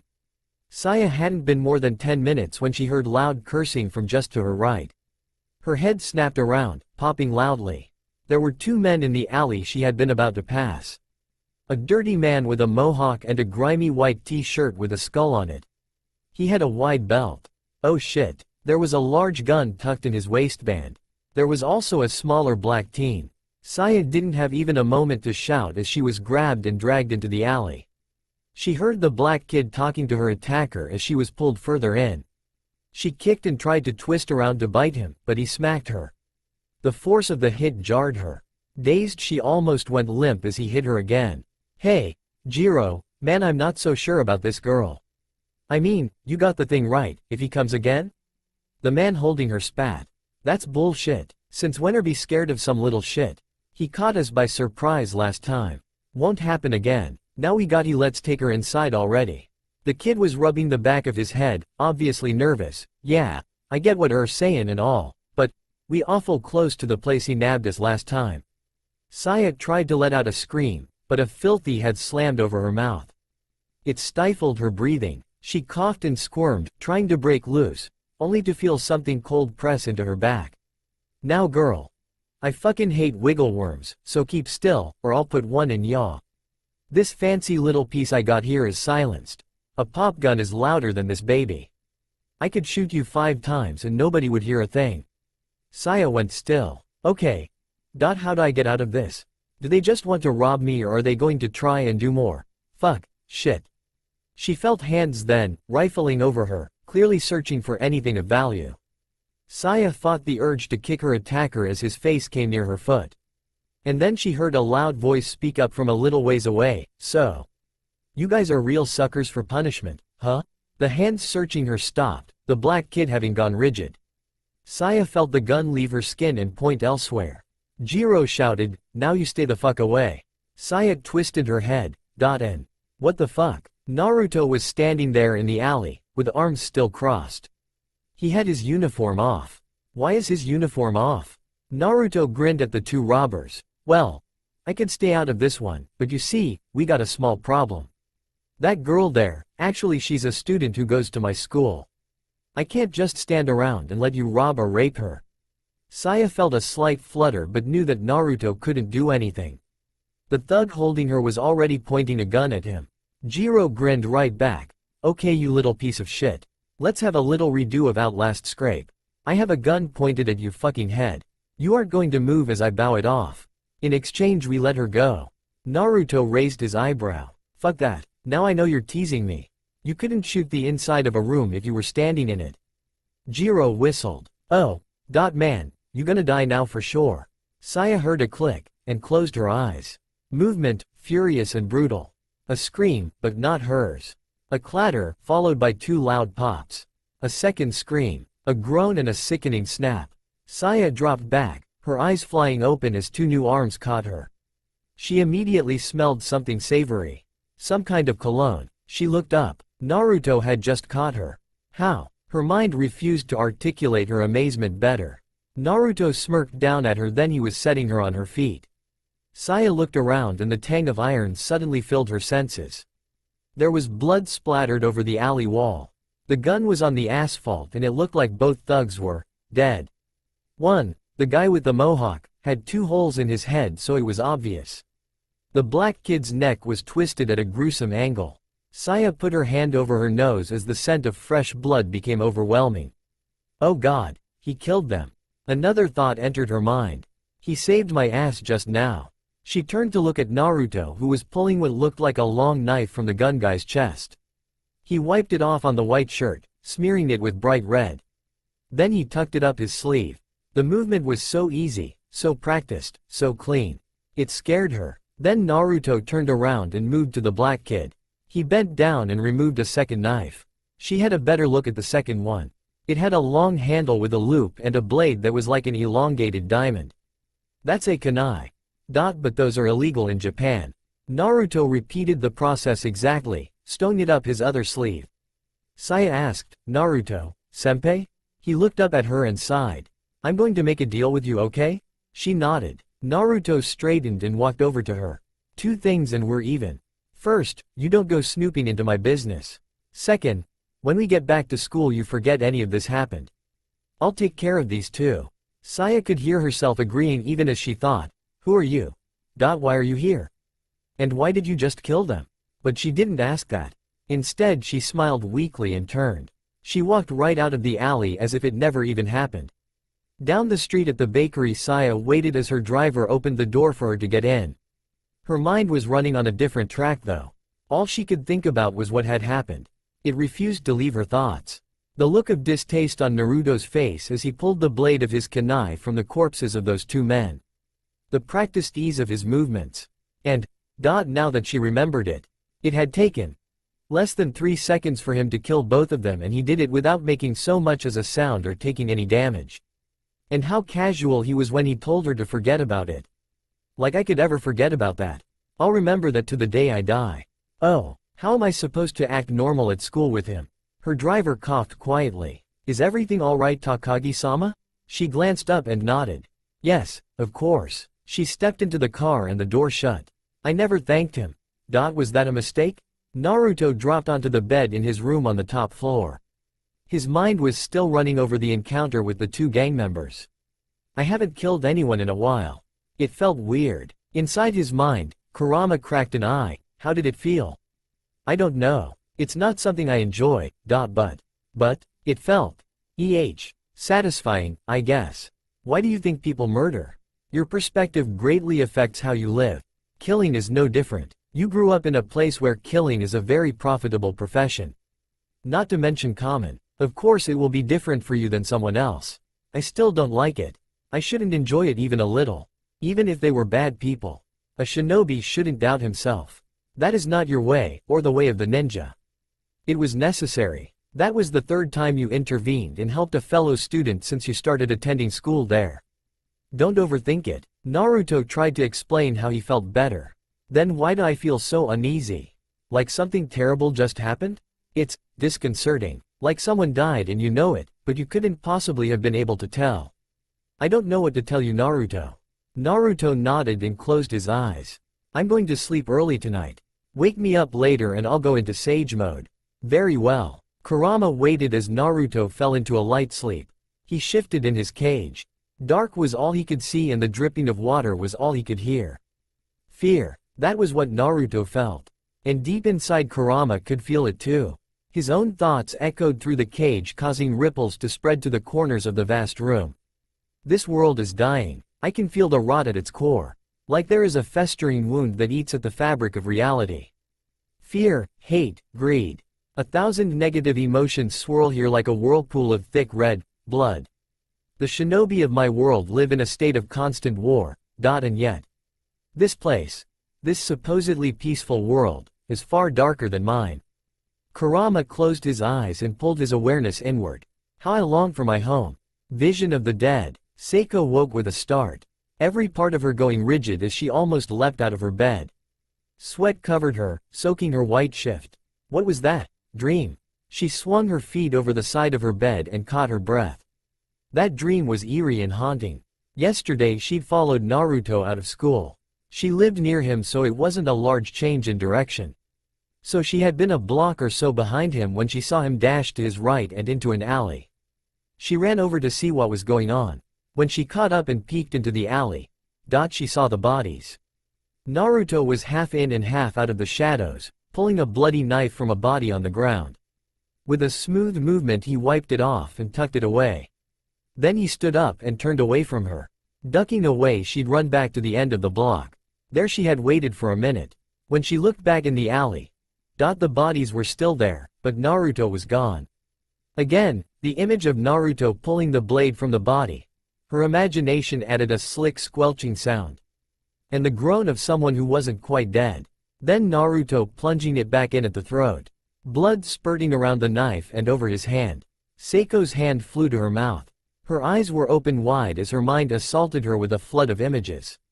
A vision of Naruto, a murderer, an assassin. The thought brought a haze of redness to her cheeks. She felt it as heat. First her throat, then her face. She let out a long shuddering breath. Naruto killed someone. He killed that person in the alley. Seiko dropped back onto the bed, biting her lip. This had been a part of her for a long time. The desire to feel others' pain, through the hilt of a sword. The jarring of bones through the grip. Even the slick sound of steel pulled through flesh. But these things she wanted. They only manifested in her thoughts and her dreams. Until yesterday she'd never seen someone die. It was exhilarating. It made her heart beat faster. The feeling of being alive, of making oneself real though the erasure of others. Taking her time to cool down wasn't an option though. It was time for school. She'd already slept late. Naruto. She raised herself to get ready. Changing clothes quickly, she then headed into the bathroom. Even in the dim light from the window her face was flushed. I need to calm my nerves, but I'll be late if I don't leave now. Damn. Naruto met Rei and Seiko as they walked down the sidewalk. Apparently they were waiting for him again. Naruto's cheeks flushed pink. Someone is happy to see you. Zip it, Kurama. Seiko smelled enticing. Her red cheeks weren't covered by makeup. Mainly because she didn't wear any. And combined with the strong scent of arousal that tainted the air around her, it wasn't hard to tell what she was feeling. It was rather unsettling. If he'd been back home he would have asked what was making her flushed, but he didn't dare here. But all the same, he was unable to keep himself from stepping closer to her. His mouth opened to catch a bit more of that taint. Seiko's blue eyes couldn't match his when he looked right at her, but as soon as he looked away. They headed inside the school, Seiko walking a bit closer than was necessary. Naruto thought he heard Kurama chuckling in the back of his mind. My, she must know about yesterday. She smells ever so faintly of blood. Naruto's senses aren't enough to pick up on it. She was following us after all. And for some reason this girl isn't frightened of him despite seeing him kill. Interesting. Rei watched silently as they parted company with Seiko. Rei couldn't be sure but Seiko had looked flustered the whole time. And Naruto kept. I'm sure he was sniffing her but she wasn't wearing any perfume. I'm sure of that. Did they? Yes, they did walk home in the same direction yesterday. No, they didn't. Naruto turned and walked through the door into their classroom. Rei followed him in, fuming. Saya watched as Naruto took his seat. Her heart was jackhammering away in her chest. Fear, like a newly fledged bird beating at a cage, was blooming in her chest. There was something about Naruto now. As though she is suddenly able to see through his mask. His personality that he projected. It was a mask, quite similar to hers, but his normal attitude was almost as scary. The veil, as they say, had been lifted. Naruto was a killer. From the easy, no, not easy, the effortless way he moved, to the efficient manner in which he interacted with people. He might not have revealed exactly who he was, but to a certain extent she knew him. I wonder, does he trust me to keep it a secret that he killed those guys? Or is he keeping an eye on me at all times, waiting for me to crack? Saya saw Naruto turn and glance at her. He was smirking. Saya realized that he wasn't smirking at her. He was looking behind him to where Rei was sitting. She didn't hear what he said, but an overwhelming feeling of relief hit her and she relaxed back into her seat. Thank God that look wasn't for me. I was about to die. Then Naruto's eyes flicked to her and he winked. Shizuka stood and moved to her own desk in the nurse's office. There were still reports to sort through. A few injury reports from the kendo and boxing clubs needed to be processed. But other than that she was free today. So unless someone was injured she would be able to use the rest of her time for her own purposes. She intended on looking into Naruto's family situation. It worried her that he was a loner. And with him entering martial arts matches as a minor it would be negligent of her not to find out as much as she could about his situation. He was quite capable. She knew that he was ranked number 2 in kendo club. She had been told by Seiko herself that he was more skilled than her and merely lacked experience. Shizuka thought about it as she finished up on her reports. Naruto lives alone and acts as a loner at school. He has no friends and gets perfect grades. At the same time he says that he's not good at getting a job and so he enters arena fights. How he makes so much money is beyond me. If he entered enough fights to make so much money, he wouldn't have any time to study. So with that in mind, his parents must be wealthy. Otherwise he wouldn't be able to rent the top 2 floors of an apartment building. Taking the time to properly think about it, she thought that something else had been skipped over. Yes, his scars. He said that he didn't get them fighting. But they were so brutal. He must have had some kind of terrible accident to get even one of them. If he didn't get them from fighting, then where was he injured like that? He's so much of a mystery. If only he wasn't so secretive. She completed filing her reports and switched on her laptop. It was time to do some digging. She didn't know what she could dig up with her minor admin code, but there was always a chance she could find something important. The lunch bell rang and classes emptied. Naruto found himself sitting at a table with the rest of Kendo Club. Seiko sat to his left. Rei sat to his right. Naruto figured that this would probably end up being a regular thing. He sighed. It's not like I really have the right to complain. I mean, any other time I'd be happy to have 2 girls jumping through hoops to be around me. It's just that it's so inconvenient right now. One of his fellow Kendo members caught his mournful look. Hey Naruto-senpai, what's got you down all of a sudden? Naruto did his best to keep his expression neutral. Well, there are just these 2 particular pains in my neck right now. I just can't seem to shake them off. He didn't look to either side of him and wink. But if he'd been back at the village, he would have. The boy asked, something to do with home, huh? I heard from someone that you missed school. And you didn't show up for Kendo the other day. Naruto nodded. Yep, it was the day after I fainted. But I'm better now. Naruto looked back to his food. It was so hard not to be his regular self right then. The members of Kendo Club shared a camaraderie that he liked. It wasn't as serious as the squads back home, but it was still trust and friendship. And it made him desperately want to crack open his shell and be the spark in the room again. Maybe pull some pranks. Fill the handles of all the bamboo practice swords with sand and coat the sparring room floor with floor wax. A small smirk tilted the corner of his mouth thinking about all the things he pulled on his own team. Like when he magnetized all of Kakashi's shuriken. Or the time he'd coated the inside of Sasuke's water flask with licorice powder. Or even better, he remembered the prank he'd played on Kiba. Reverse Waijutsu. It was kinda scary. Kiba looked pretty hot as a chick. Pity he was trying to kill me for the next 2 weeks. Naruto recalled Kiba's priceless expression when they were on their mission to escort a merchant through the land of wind. He'd caught Kiba with a version of the Waijutsu that temporarily turned the target into a female. The expression on Hinata's face had been worth all the shit he got for it and more. It had been utterly priceless. Abruptly Naruto stopped. He froze so completely that the girls on either side of him almost jumped out of their skin. A wave of dread sent a chill down his spine and it felt like the room had become close and cramped. Claustrophobia bit sharply, causing him to cringe. Rei asked, Naruto-kun? Did something happen? Are you feeling okay? Something happened. I know. It's awful. But what is it? It almost feels like being trapped in a genjutsu. No. Stay still. Try to enter sage mode. Naruto mentally nodded and closed his eyes. The instant he entered his meditative trance and reached out for the nature energy around him, he felt an overpowering urge to vomit. Nausea almost made him choke. His eyes flew open and he jerked out of his seat. Naruto-senpai? Naruto-kun? The door to the cafeteria closed with a snap. The bolt that kept the doors in place flying off as the door fell flat with a bang. Seiko and Rei shared a look before getting out of their seats and following.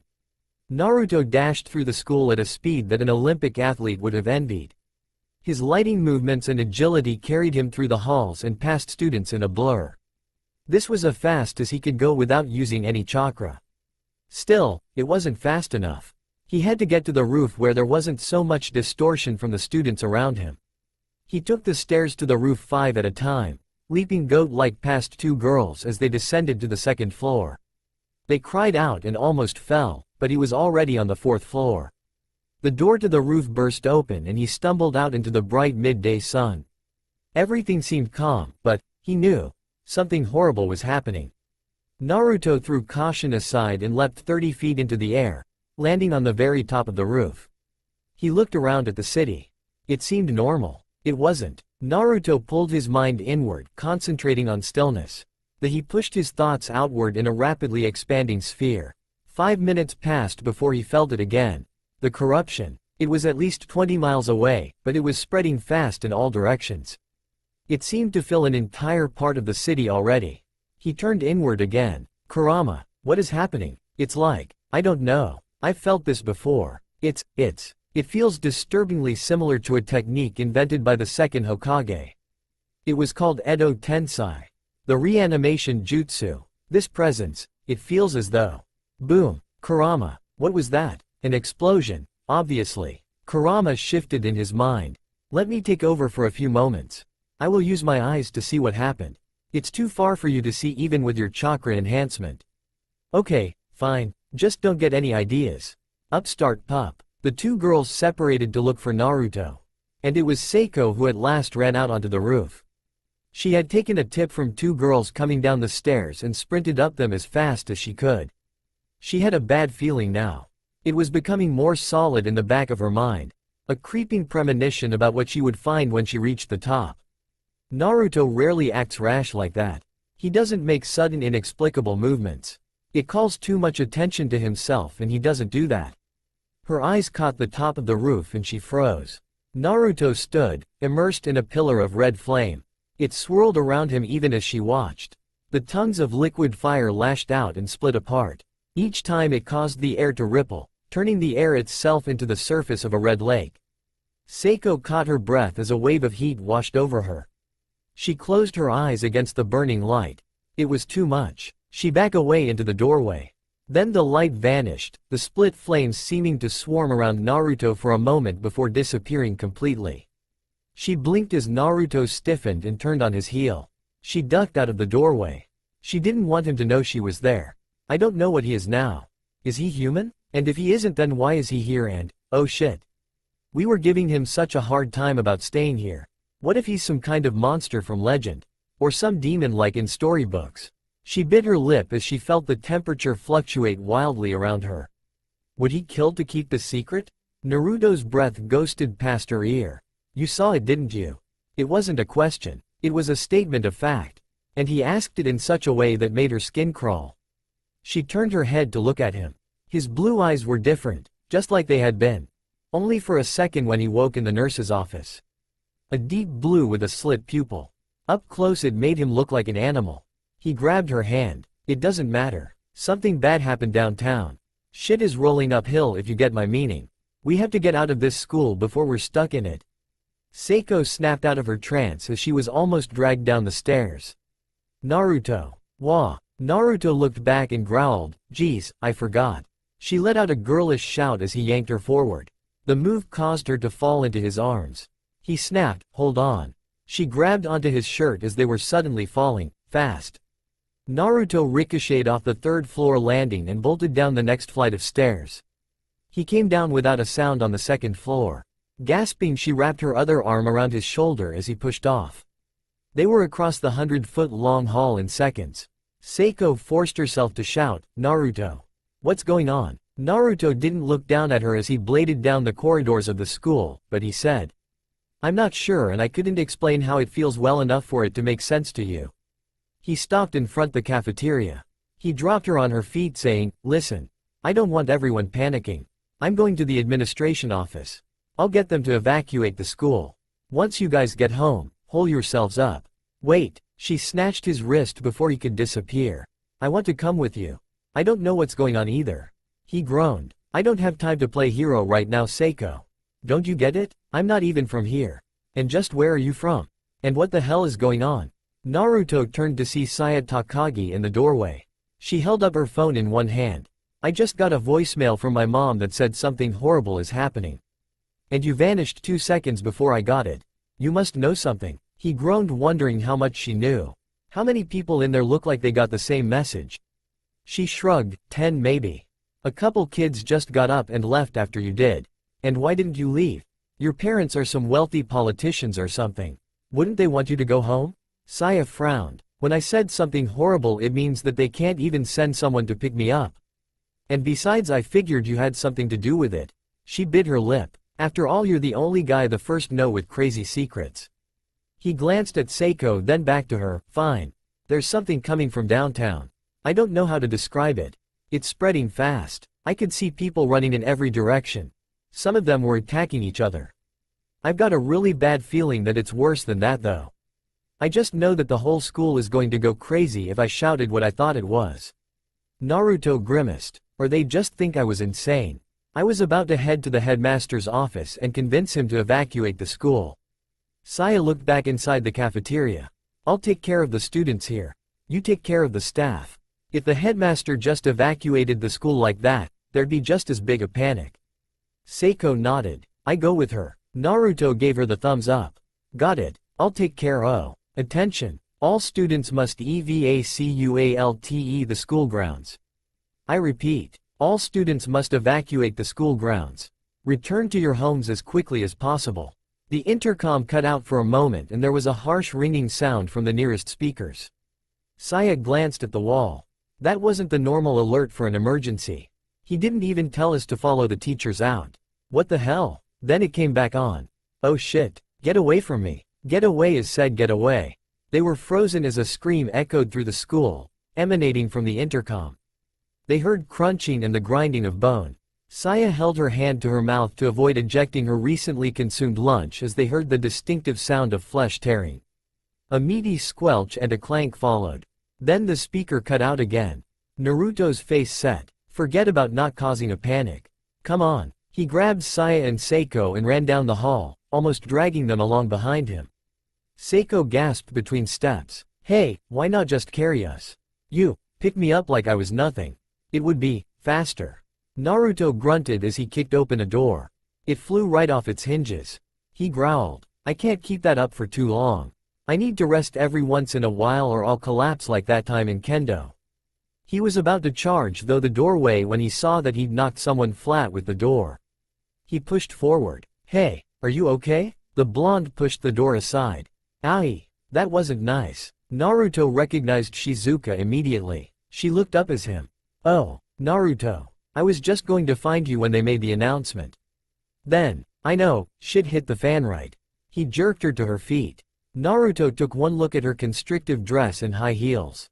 He said quickly, shoes off and rip that skirt or you won't be able to run properly. Shizuka blinked in blatant horror. But, this is Christian Dior. Naruto glanced at Seiko. The Kendo president asked bluntly, your clothes or your life? The blonde school nurse cried, both. Naruto growled and allowed Kurama's chakra to leak through. He brought his hand to her hip as a claw pushed out of his skin, then drew it downward, shearing through the thin fabric. There, now you don't have to decide. Let's go before we get swarmed by students. Shizuka whined loudly, but fell in behind them. Naruto didn't bother holding on to any of them. He wouldn't be able to rush all three of them out of danger so easily. Seiko stopped him quickly as they came to an intersection in the school hall. Naruto, where are we going? Across the overpass and into the management building. Less people there and we can get keys to one of the staff cars or the bus. Once we have that we get out of the building and head to my place. Saya asked uneasy, why? Naruto felt a sickening feeling rising in his chest. Never mind why. I have supplies and plenty of equipment there. Now can we go before something happens? I can tell something bad is happening right this second. He darted down the hall to his right and saw the door that led to the overpass. Just before that was the Kendo room. A flash of an idea came to him a second before Seiko ran past him, flinging open the door. Naruto followed after her. Shizuka and Saya waited outside. A moment later Seiko emerged with her long reinforced bakken. She had also strapped on bracers and knee protection. Naruto had grabbed fingerless gloves with metal plates on the back. Seiko glanced at Naruto. Not going to get a sword? He cracked his knuckles and lashed out at the doorframe. It cracked and splintered as his fist buried itself a foot into the wall beyond. Naruto pulled his arm back grinning, don't need a wooden sword. I have mine own if it's really needed, but I have much more experience with my hands. He dusted his hands off and lost his grin as a scream sounded down the hall from them. It died out quickly, leaving them silent. Shizuka looked down. I know it's a bad time to ask, but what are you? Naruto glanced back at the two of them. Complicated. Really complicated. Rei dodged aside as one of the things clawed past her head. She grabbed a textbook from the top of a nearby desk and spun. The spine of the heavy volume smashed into the thing's head, knocking it sprawling. Rei didn't bother to finish it off. She was on the first floor and it was swarming with them. She darted through the room and out the other side. She was in the administration building and she had yet to see a single living person for 5 minutes. It was unnerving. Ray saw the stairs were blocked by another one of them. She hissed and doubled back. The creature lunged after her. The one she'd knocked down was up again and on the attack. Ray shouted, leaping clear over one of the desks as both crashed into it. She landed on the other side and twisted around. They pushed the desk over, but she was already going back around. She flew up the steps to the second floor. She stopped there. 4 figures shambled inside. Ray grimaced and tried to sneak through the room to the other side. Then her foot connected with something on the floor. It groaned and she looked down. Shit, it was one of the creatures. She gave it a hard kick and jumped over it. Her fingers closed around the keys to the school bus as the 4 others turned on her. Ray hissed and grabbed for the nearest approximation of a weapon. A long broom. Eyes narrowed as her hands worked furiously to get the brush off. They started towards her. Naruto encountered the first of monsters on the 3rd floor of the management building. A woman from the staff he recognized. Her jaw hung slack and she was covered in black blood. He spat. I hate my life. The heel of his palm crashed into her forehead. Snap. Her head smacked wetly against the wall behind her. Seiko stopped to admire his handiwork. Nice. Naruto ignored her and continued through the room. His senses told him that there was something else there. And he was right. A second later one of them pulled free of the shadows at the back of the room. Naruto stepped forward and snapped his foot upwards. Crack. Naruto watched as the creature dropped like a sack. He looked around the room, but didn't see what he was looking for. He turned to Shizuka. Where would the keys to the staff vehicles be? She scratched her chin. I think on the 2nd floor, but they might be on the 4th. I don't know for sure. Naruto growled in annoyance and turned to Seiko. She had quickly regained her composure once she was in possession of a weapon. He admired that. She appeared almost as calm as he was. She would make a good kunoichi if she could use chakra. To be a civilian like her and have the guts to fight well. Even the rest of Kendo Club is probably shitting themselves right now, if they aren't dead. Do you know which? Seiko nodded. It'll be the 2nd floor, but this room isn't connected. We have to make our way to the west side of the building. He tilted his head in acknowledgement and they moved off. The rooms were mostly empty. It seemed that the staff had abandoned shit very quickly. It made him slightly sick. They'd abandoned their students before anyone even bothered to warn them, it seemed. That was disgusting. It made him want to smash a few heads together. Don't worry, Naruto. You'll get plenty of opportunities to do that. No need to take your anger out on the living. He pushed Kurama out of his mind as he opened a door to his left. Nothing inside. The doors after showed nothing either. Saya pointed. Hey, there's the stairs. Let's go. Naruto pushed ahead of her, heading for the door that led downwards. He pulled it open and caught the overpowering scent of blood. There was one of them inches from him. Naruto flung his head forward with enough force to send the creature tumbling down the stairs to crack her head on the floor below. Then he was descending, ignoring the startled looks from the girls following him. Takashi swung his improvised mace with as much force as he could. The ungainly weapon smashed his opponent back and down. The 2 behind it were taken down as well. He yelled to Kutra, who brought up the rear. Keep from shooting as much as you can or we'll run out of ammo. Got it, bro. Let's get going before more of them come out of the classroom. He nodded and ran around the fallen creatures. They ran as fast as they could without making a wrong turn. Takashi turned a corner. There were the stairs to go to the next level. He stopped. Help! Takashi whipped back to see Kutra turning in the other direction, dashing after the scream. Takashi realized who it was a second later. It was without a doubt Ray. He swore loudly and flung himself down the hall. Ray screamed as her sharpened broom handle was yanked from her hand. She turned and ran. The garage with the bus was large, and there were at least a dozen of them there. Fumbling for the keys as she ran, she managed to get them in her hand. Ray slammed into the bus door. She opened it and jumped in. Then she quickly closed them and pulled off her shoe. She jammed the heel in the opening mechanism. Even as she did it, one of them crashed into it. She screamed again, help! Naruto opened the door to the bottom floor of the management building where the garage was. The school tour bus was there. He took in the scene in a moment. 20 of the creatures were clustered around the bus. Naruto knew who had screamed and he saw Rei's face through the door window. That window won't hold long, damn it. No need to hold back now. Behind him Seiko as well as Saya and Shizuka stopped. They saw the situation with different eyes than he did. Seiko cringed inwardly. Rei's in big trouble, but how can we? Naruto heard a crash from nearby and turned to his left. Just then the door burst open on the other side of the room. He saw Takashi and Kutra there. Screw this. Naruto charged forward. Behind him Seiko shouted, "Naruto!" He plunged into the pack of dead. He twisted his wrist and sent a burst of chakra to the seal. There was a flash of blue light and an explosion of smoke. Naruto roared out his battle cry as he gripped the huge sword he'd summoned in one hand. He sent chakra to his arms and shoulders as he dropped to the floor. The creatures around him were already turning away from the bus to latch onto the figure in their midst.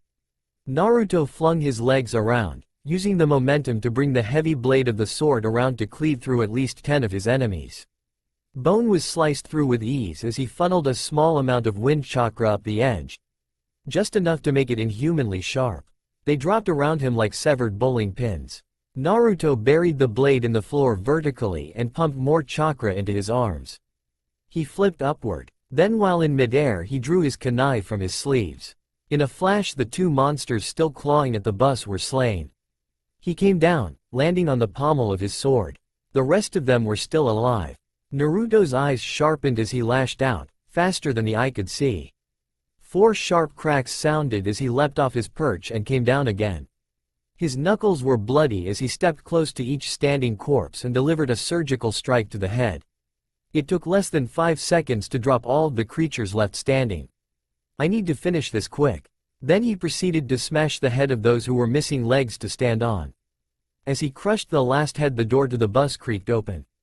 Rei was looking at him with shock and relief, fighting for control over her expression. Naruto glanced around the room searching for more of the undead to cleanse. There were none, only dumbfounded students and one school nurse. He placed his hand on the pommel of his massive blade and it vanished in a puff of smoke. Saya was running forward then, closely followed by Seiko and Shizuka. How did you do that? Naruto shook his head. Not right now. Get on the bus already. He turned to Takashi and Kutra. Do I need to write you an invitation? You're not getting another opportunity, ya know. Barely 5 minutes later the garage door opened and Naruto climbed in beside Shizuka. He hurriedly wiped his kunai clean and stowed them away. The blonde nurse glanced at him, but didn't speak her thoughts. Instead she cranked the engine. Naruto grimaced as the bus started. It was too loud. Way too loud, but it would have to do. Shizuka put the vehicle in gear and slammed on the gas. The engine roared like a dragon and they shot forward into sunlight. The first thing Naruto saw was a horde of the undead, seeming like every student in the school had showed up as their unwelcoming committee. Naruto growled and shouted, "Run them down." The school nurse nodded and pressed the gas pedal to the floor. Their speed doubled as the first student smeared herself over the front of the bus. Behind him he heard the rest of the small group shouting as they plowed through the mass of bodies. Blood sprayed over the windshield and Shizuka put on the wipers. Naruto cracked a smile at that, even as a man he recognized. Professor Michel. Face planted on the hood.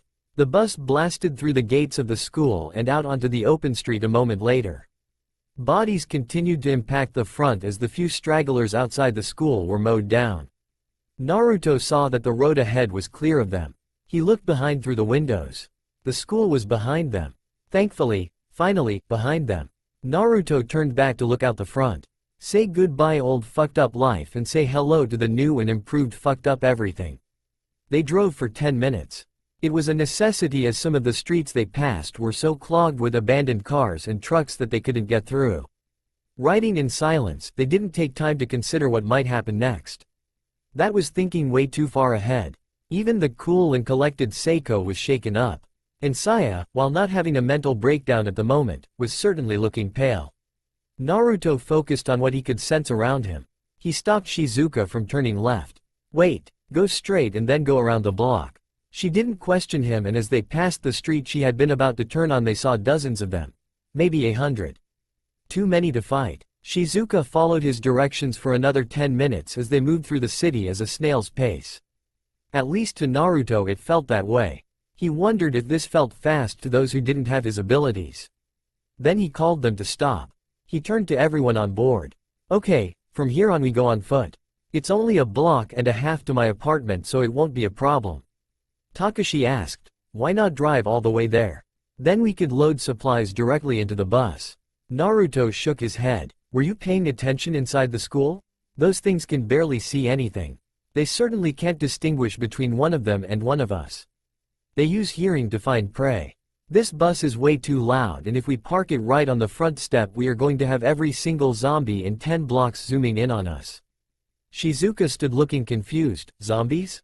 I use that word loosely, but I don't have a better one right now. So can we go already? I am already running low on energy. I need to rest before we have to fight our way through another group of those things. Seiko nodded. Naruto's right, we need to be careful from here on out. Make as little noise as we can. Besides, the sooner we can get to his apartment the better off we'll be. It's on the 8th floor, so we'll be much safer from most of those things. They agreed and funneled out of the bus. Shizuka closed the doors and trooped after the rest. Naruto headed the group as they ran as silently as possible down the sidewalk. I can't really use the term silent with these guys. Seiko is as stealthy as they come, and I've heard pregnant Kunoichi move quieter. I'll have to show them how to move properly if a group this large is going to survive. The group turned the corner and almost ran into 3 of them, standing there like apocalyptic mannequins. Naruto reflexively took them down. One fist hammered into heads on either side while he kicked out with his foot, sending the other one to crack its head on the pavement. Kutra whispered, awesome, you gotta teach me how to do that. Naruto smirked but felt himself tiring. Kurama had used a lot of his reserves while heightening his vision. It required an immense amount of chakra to give yourself better vision than a hawk. It was no wonder that Sharingan took so much out of Kakashi. He nodded down the street and they continued along. They stopped at the entrance to the building. Naruto strained to reach out with his senses. There was nothing immediately nearby, but on the upper floors. But how did stupid zombies get into locked rooms? It doesn't make any sense, but then again most of this doesn't. He turned to them. Guys, the electricity isn't out in the city yet. This is an industrial area, so there will be a ton of backup power even when the people making energy are eating each other. But we can't use the elevator unless we need to move something really heavy. It makes too much noise and there are a lot of zombies in the different rooms. Ray asked, but how can you? I'll explain later. Here's the key to my apartment. It's impossible for any of them to get inside once you lock it. Go to the 7th floor, got it. The elevator entrance to the 8th is rigged. They nodded mutely. Takashi spoke up. What will you be doing? I'm going to take care of my fellow tenants if you get my meaning. Since I have no clue how they got killed or bitten or whatever. I need to take care of them now. If this spreads in some way other than how the horror books say, we'd be in serious trouble. Takashi blinked in surprise but nodded. I'm not going to suggest you can't handle yourself, but be careful. Naruto smirked. Who the hell do you think I am? I'm not a careful kind of person. With that he dashed into the lobby, heading for the stairs. Seiko took charge with Takashi. They led the way to the stairs on the other side of the lobby. They weren't even in the stairwell before the sound of Naruto kicking a door open sounded behind them. Seiko sat on the couch by the low table. Next to her sat Takashi and Kutra. The otaku was having a hard time keeping his eyes off the pile of cash on the table in front of him. It wasn't that he wanted to steal it. It was just that he'd never seen so much physical money in one place before. It made him wonder, how rich is this guy? This thought was shared by Takashi. But he was more worried about Ray, who was pacing the room like a dog worrying over a bone. Saya was looking around the room.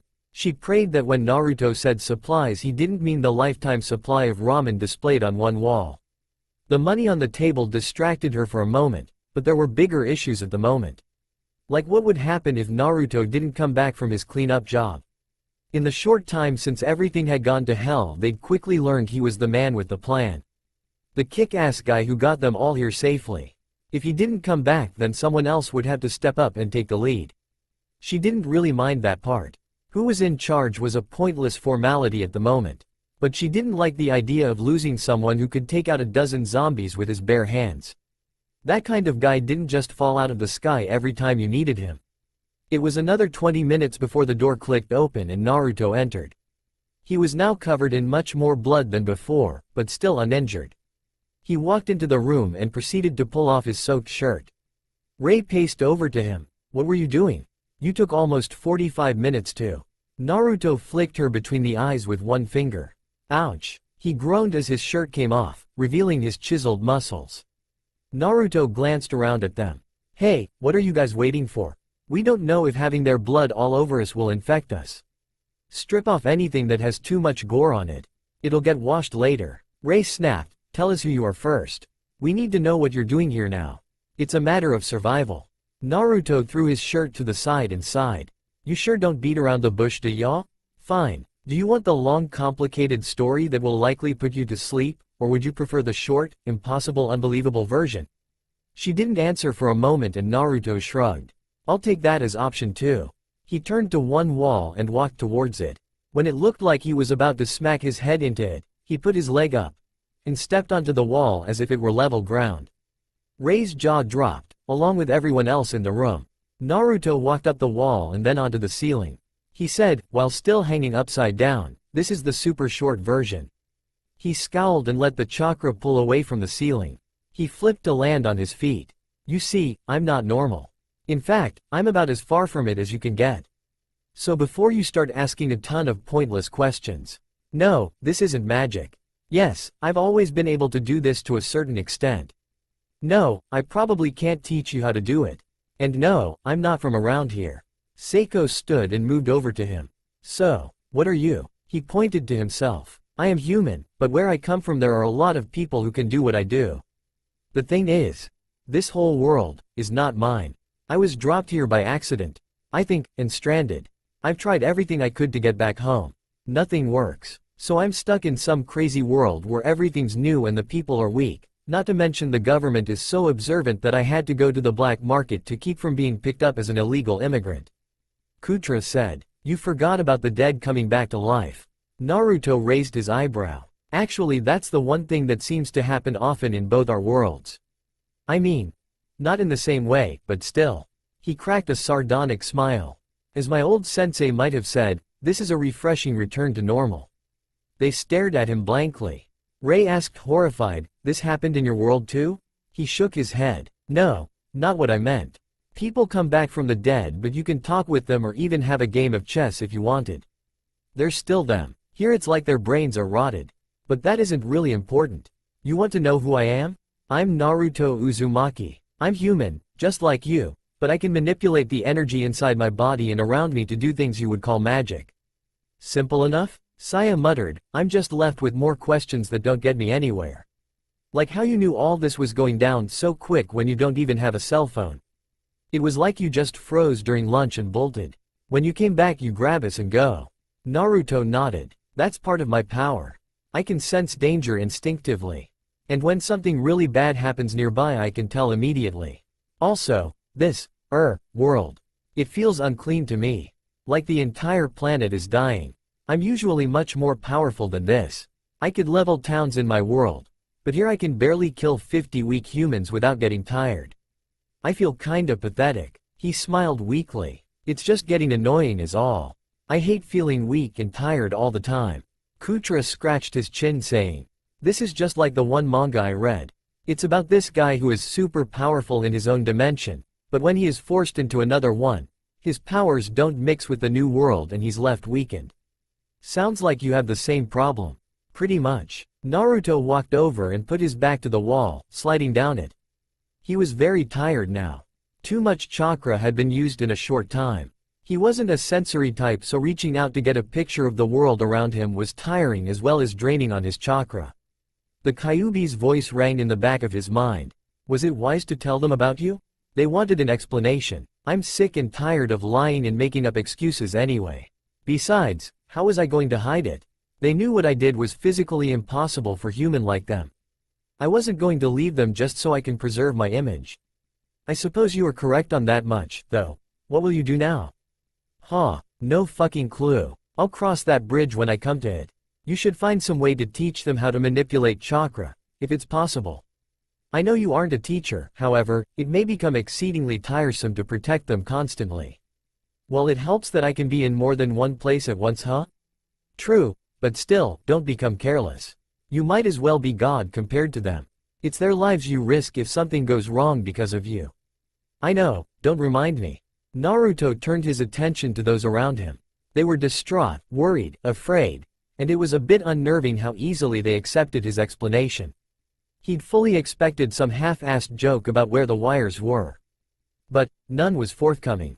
He glanced at Seiko. She seemed to have relaxed more than anyone else. A calm veil had settled over her. He figured this was her combat training as opposed to her usual attitude. I hope she stays composed though this. It would be great if I can have a level-headed partner who actually can handle herself reasonably well. Rei looked slightly shell-shocked, but she also kept together well. Saya was even more cool than Seiko, but he could smell the truth. She was one near-death experience from a breakdown. Takashi also had the same look as Saya.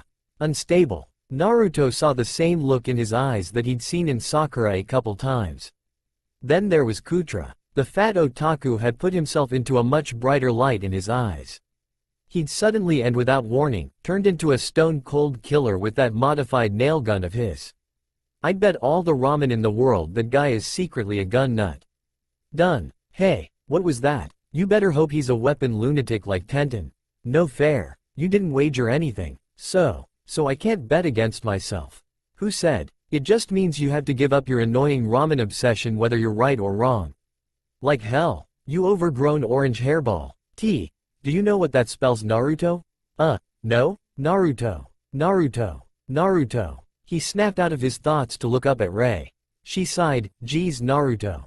Sometimes you just go all glassy-eyed. Freaks me out. He scratched his head nervously. Sorry about that. It's kinda hard to stop it happening sometimes. But you don't do it in class. Naruto chuckled. Yeah, but the Kyuubi tries not to talk to me during class unless I run into a hard question. Saya, Rei, and Seiko shared a look. Kyuubi? Kit. Oops. My bad. Did you want me to keep you a secret? Sorry Kurama. No wonder Kakashi was so exasperated all the time. Your jaw hangs loose and all kinds of secrets just come leaping out. For you information my mediocre container, I don't care if you tell them about me, but for Kami's sake ask first. Geez, look who's the sensitive one now. Naruto quickly cut the connection with Kurama and grinned at his guests uneasily. Yeah, I never told you about my little friend. Saya inquired, just what do you mean by that? He sighed and drew demonic chakra to the seal on his chest.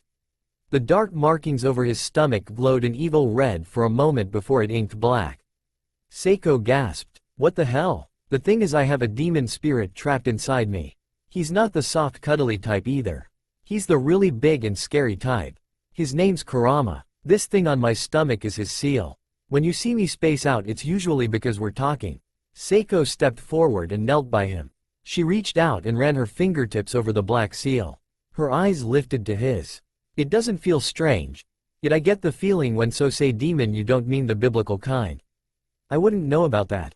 Kurama looks like a huge nine-tailed fox which is why he's called Kyuubi. I don't understand how this world works as far as magic and stuff goes. From what I've read most of your religions seem a bit stupid. It's all about sin and God, heaven and hell. I don't pay attention to that. Takashi stood and walked over. I don't really care if you're a demon or a human or whatever. You're the toughest finger I've ever met by a long shot. And you did get us out of that school. Plus you managed to save Rei. Thanks for the help. No problem. He looked around at the other students. But I have to ask. What are you doing here and what are you planning now? Naruto let himself relax a bit.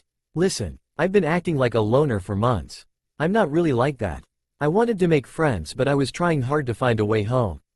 I only just gave up on getting home quick. To be honest, the way I was sent here might make it almost impossible to get back. His expression saddened. Now that things have gone to shit here, I'll try to survive. And since I have you guys around I'll help protect you as much as I can. After all you're the only friends I have. Saya stuttered. But we hardly know you at all. Or the other way around. How can you call us friends or have any interest in protecting us? Why did I save you from being robbed and probably raped and murdered the other day? It wasn't because I really like you or anything. I couldn't stand back and watch it happen. It's part of my personal code. My way of living. I try to help people when I can. Seiko had gone slightly pale. She looked to Saya. Still on the couch, Kutra asked, wow, he helped you too? The girls looked back at Kutra. What, you think I'm too fat to get mugged? Saya asked, but I thought you wanted to keep that a secret. Naruto waved it off. Listen, that was only because of the problems it would cause if you let it slip who I was. Now I can't keep secrets from everyone. I'll tell who what I'm capable of so you know what I can and can't do. He sighed, seeing their curious expressions. For one thing, I can't turn you back into a human after you've been infected or whatever turns you into a zombie. And none of us know how this spreads, do we? So like I said before, strip off the blood-soaked clothes before you catch something a whole lot worse than the common cold. Rei, Shizuka, and Takashi all looked embarrassed. Seiko looked down at herself. She had hardly any blood on her at all. No more than a few droplets. She shrugged. Not a problem. Saya imitated the kendo club leader. Naruto saw the expression on the other three bloodied individuals and sighed. This was going nowhere fast. If they were going to live through this shit, they'd have to start moving out of their comfort zone. Ya know where I come from, killing people is a common profession. In fact, it's easily the most common profession. When I'm sent on a mission, modesty gets thrown out the window until I get home. Right now this is survival. And the more time we waste on things we take for granted, the worse off we are. Naruto stood up and went to the elevator and opened it with his key card. So let's get this straight. I'm not telling you to be comfortable with being naked in front of each other, but we aren't going to be drowning in luxuries here. In an older building like this we might have real power for a day. And depending on if something goes wrong with the grid, we could have backup for a week or two. So we're not going to even have water after that. The elevator door slid open. He pointed into it. If you have to preserve your modesty, then go to the top floor. I have plenty of extra clothes in the big dresser on the left. Unless you want a nasty shock, don't touch anything. He gave the whole room a withering glare. And I mean anything. Rei quickly moved to the elevator with Shizuka. Both girls waited for the doors to close. Naruto turned to the rest of them. So, first things first. I think we need to be on the beach. Someplace where we can put up defenses. The sea can offer food and water and a means of escape. I doubt the zombies can swim. He glanced around at them. But I need to know what you guys want. After all, I just need a stable place with plenty of room to work on a way home. You're the ones with family. Kutra coughed. Well, for me, my parents actually left yesterday to go to their different jobs. Both are out of the area. Mom is way up north and dad isn't even in Japan. So my family is out of the question. He sniffed. I guess they're probably dead right now. He rubbed his hand over the side of his makeshift gun. I wish they were here now. Naruto looked away from Kutra. Much as he could empathize with him, he'd started out with no parents. He turned his attention to Takashi. What about you? The boy pulled his fingers through his hair. ARRG. My dad is gone and my mom works at a preschool the town over. I want to go look for her at least. He glanced up. What about you, Seiko? Isn't your dad an international kendo master or something? Yes. He was in Germany and most recently Brazil. He was supposed to come home soon. I didn't get a copy of his last schedule, so I'm not sure. She closed her eyes. It doesn't matter. If he's dead, I'll never see him again. If he's alive, it's the same. Anything that spreads like this has to be worldwide by now. Airports are going to be down before they know it. She smiled thinly. Besides, school was boring anyway. Naruto almost cracked up at that. Now that's something I agree with 100%. I'm almost glad this happened. If it wasn't for the zombies, I'd be happy to get out of school permanently. Saya frowned at that. She put her hand under her chin in thought. After a second she turned to him with a confused look. Wait, if that's the case, then explain to me why you bother to have perfect grades. If you hate the school and you're trying to get home, why not hole yourself up in your room until you found a solution? Well, about that. When I was dropped in this world, it caused a bit of a commotion. The government has my picture, or had it, let's say. They apparently were looking for me after the mess I caused because this investigator showed up at my apartment. Not this one. And started badgering me for answers. Saya blinked in surprise. You had a government investigator track you down? Naruto shrugged. It wasn't as if I knew what I was doing at the time. I had no clue how this world worked and I was still recovering from injuries. Then this woman shows up threatening to throw me in jail. I took it in stride. Instead of talking, I grabbed her, tied her up in the living room and convinced her to tell me how most things worked here. Took a week before she gave in and told me what I wanted to know. But then again, it probably would have been quicker if I'd tortured her. He tried to sound casual, but by the looks on their faces, well, everyone's besides Seiko.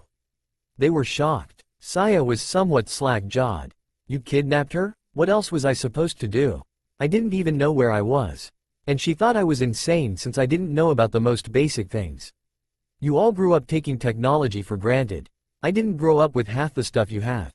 Where I come from there are no cell phones. Only the most basic computers, and even those aren't the same thing since they're powered by chakra and advanced fuinjutsu. Seiko stared at him for a moment, then asked, all of that aside. You just mentioned chakra. Isn't that some kind of mystical energy that monks use to find enlightenment? Naruto shook his head. No. Geez, I was ever good in explaining it. He pulled a hand through his hair and tried to recall exactly how Ruka had explained it back in academy. Chakra is the energy you get when you mix your physical energy and spiritual energy together. You only get chakra if you can combine them. For instance, the monks and priests of this world might have a ton of spiritual energy, but your bodies are, well, weak. You don't have the physical potential to do a lot of the most basic jutsu. And besides that, you have to be trained to combine them in the first place. I've met two people who have chakra here. Two. She looked surprised. I'm amazed that anyone would have the same power as you. He shook his head. Not like me. I mean, I could tell they had chakra, not that they were powerful. To be honest, they were pathetically weak as far as chakra went. Sorry. I should probably just say this now. Takashi shifted in his seat and he asked, say what? You sound like this isn't good news. Naruto glanced at Saya. Well, it really depends on how you think about it. One of the people who have chakra is you, Saya. What? How is that possible? I don't know anything about that stuff. It's only a tiny bit. I mean, like the smallest sliver. I'd stop thinking about it. My original plan was to be as much of a loner as I could, so I would be forced to leave behind friends that I might never see again. So I put it out of my mind. He stepped over to her, grabbing her hand. My point is that any of you could technically use chakra if you could train hard enough to harness your physical and mental energy. And I taught you how to mix them. But you have natural chakra. Basically, you have an inborn reserve of energy that most people here don't have. She looked down where he was holding her hand. Okay, but now I'm going to send a tiny amount of my chakra through your hand to show you.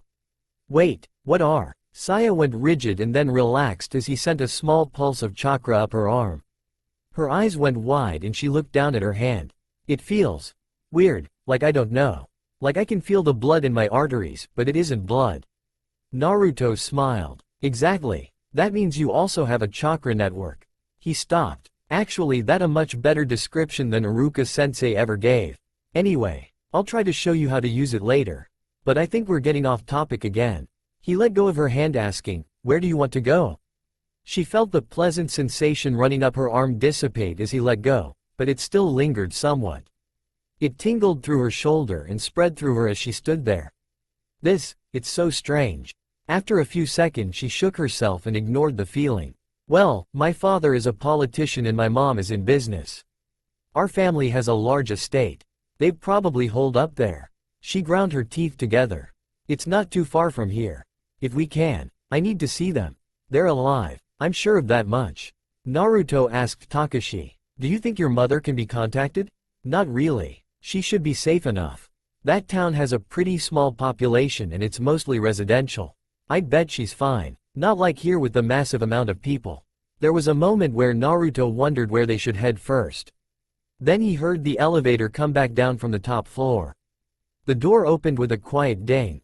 Rei and Shizuka walked out. Naruto blinked and felt his face go red.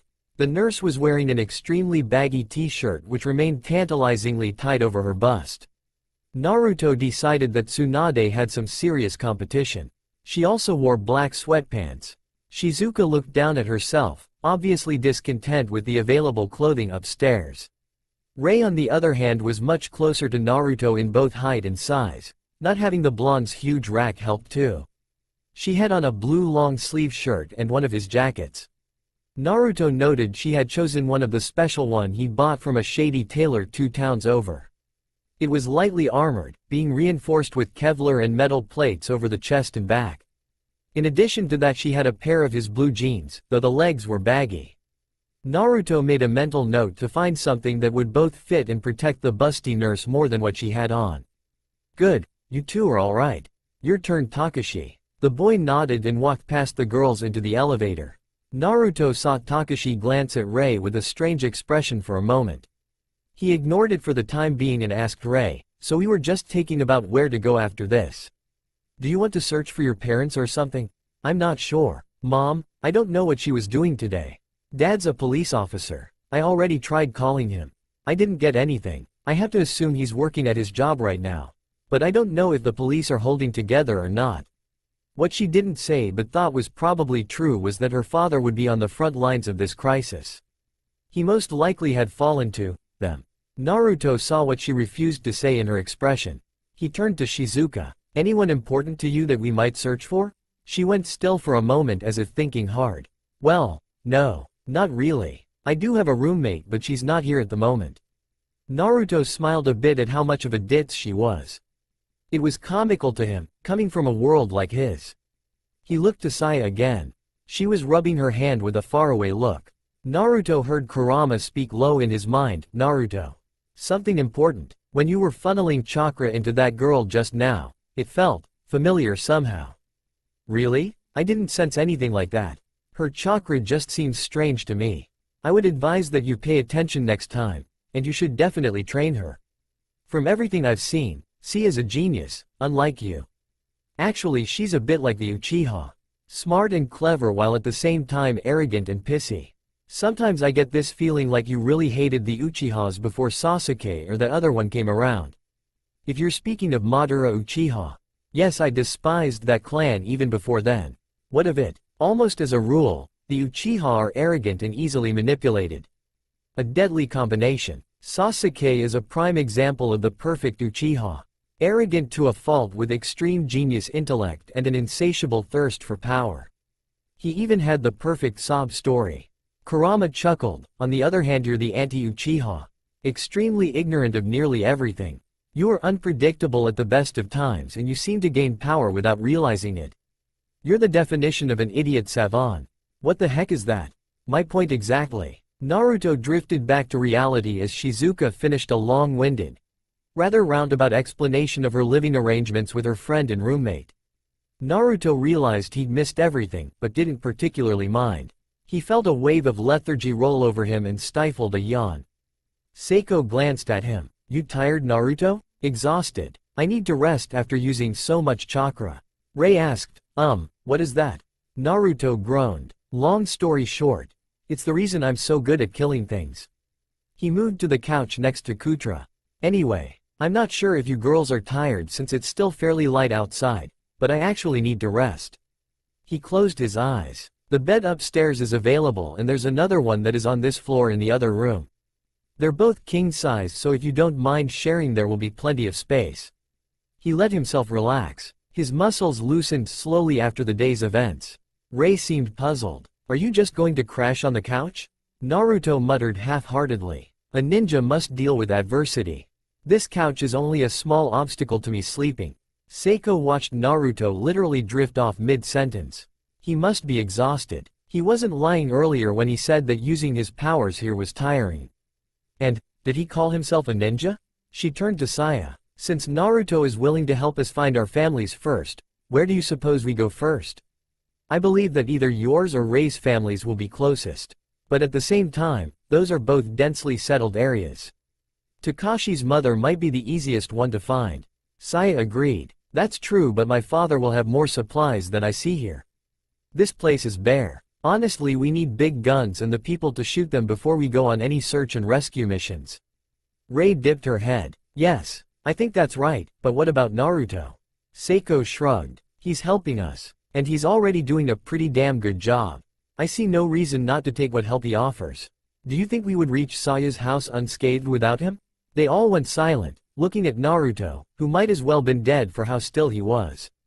Kutra spoke up then. "Hey, I don't know about you, but I think it would be a good idea to wait here a little bit." Saya raised her eyebrow. "And why is that?" "Well, because right now, we're all shaken up by this even if we don't show it. And it would be good to figure out a path to Takagi's house before we go. And if we took a few days, then we could load the bus with all the supplies we needed before heading out. I just think if we rush things we're going to be in trouble."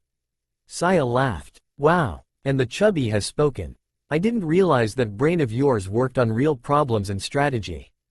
Kutra smiled nervously. Yeah, sorry. Seiko's eyebrows rose in mild surprise. About what? It was a good idea. We should stay here a few days. And Naruto looks like a few days rest would do him more good than a few hours. And this way he can explain his abilities to us and more on how his powers work. I have a feeling that his short version was microscopic compared to the whole truth. Saya nodded. I want to see what he meant by showing me how to use it. Rei put her hands on her hips, feeling left out of the loop again.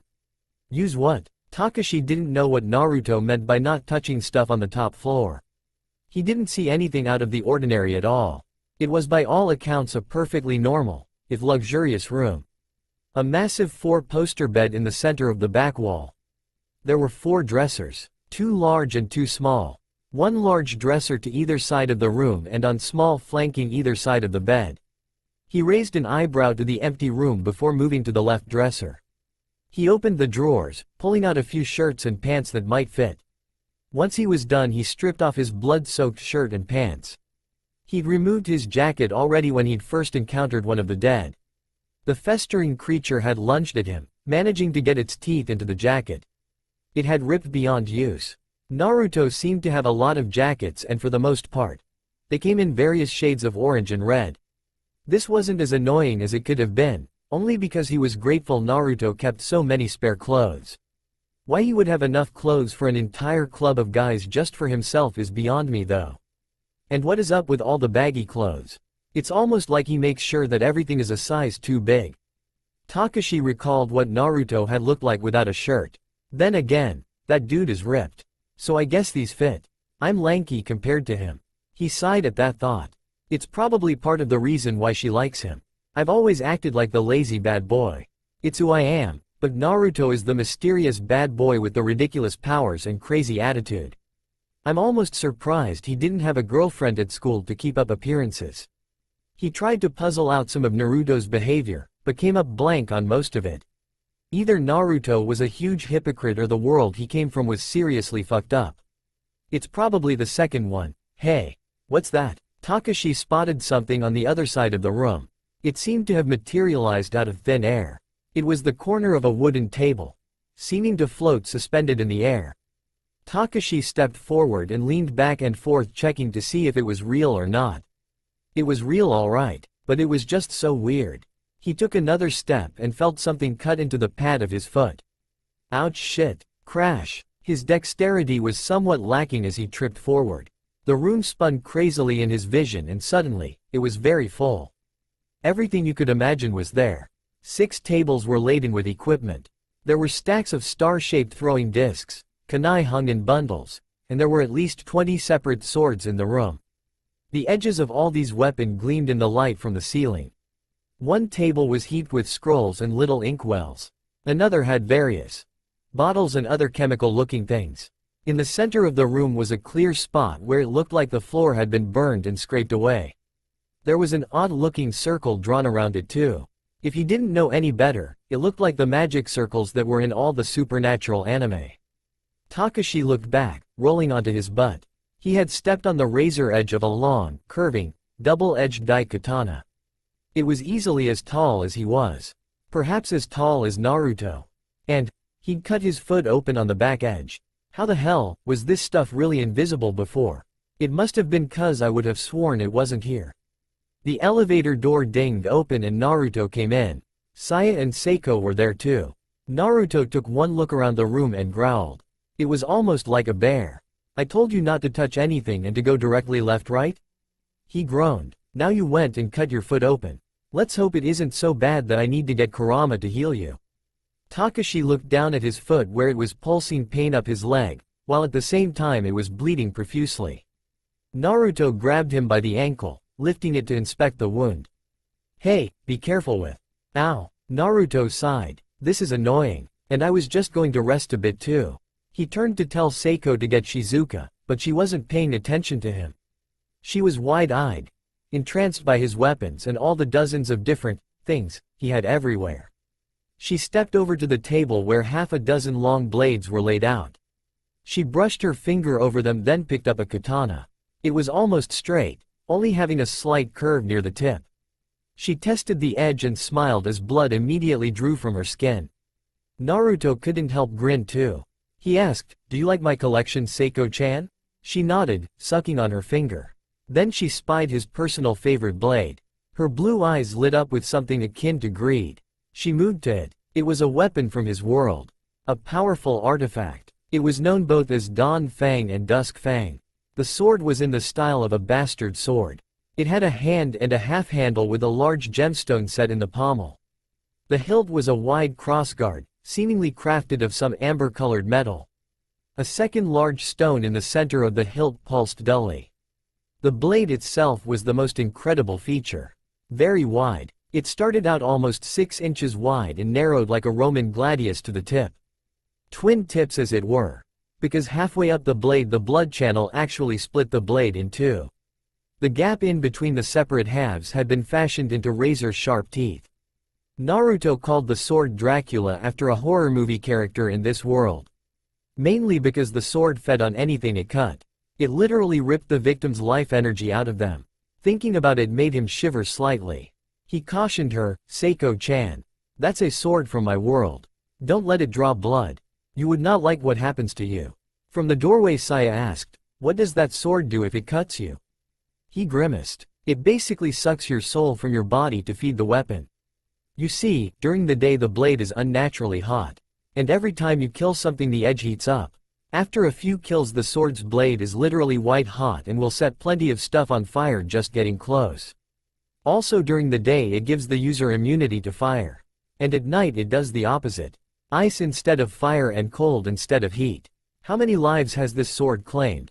Naruto shrugged. "In my hands? About 20. Since it was made? Probably hundreds. It's an ancient weapon, passed down through one of the powerful clans in my world.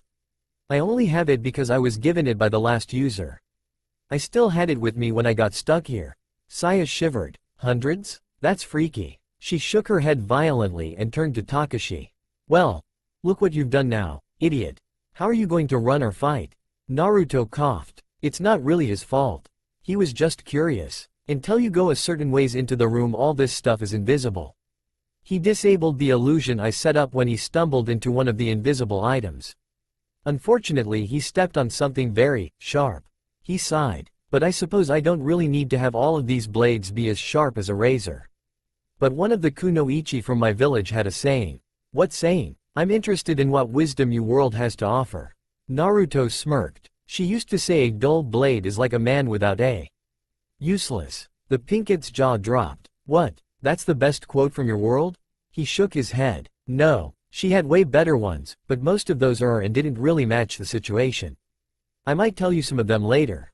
He scratched his head chuckling as he recalled some of the Anko's more colorful sayings. Then again Jiraiya had his fair share of sayings too. They'd probably get him castrated though. "Anyway, go get Shizuka so she can check this wound over." "I'm not a medical nin. Is that like a ninja trained to heal other ninja on missions?" "You bet. Most of the time we go in teams of 4 so there is always room for one medical nin on the squad."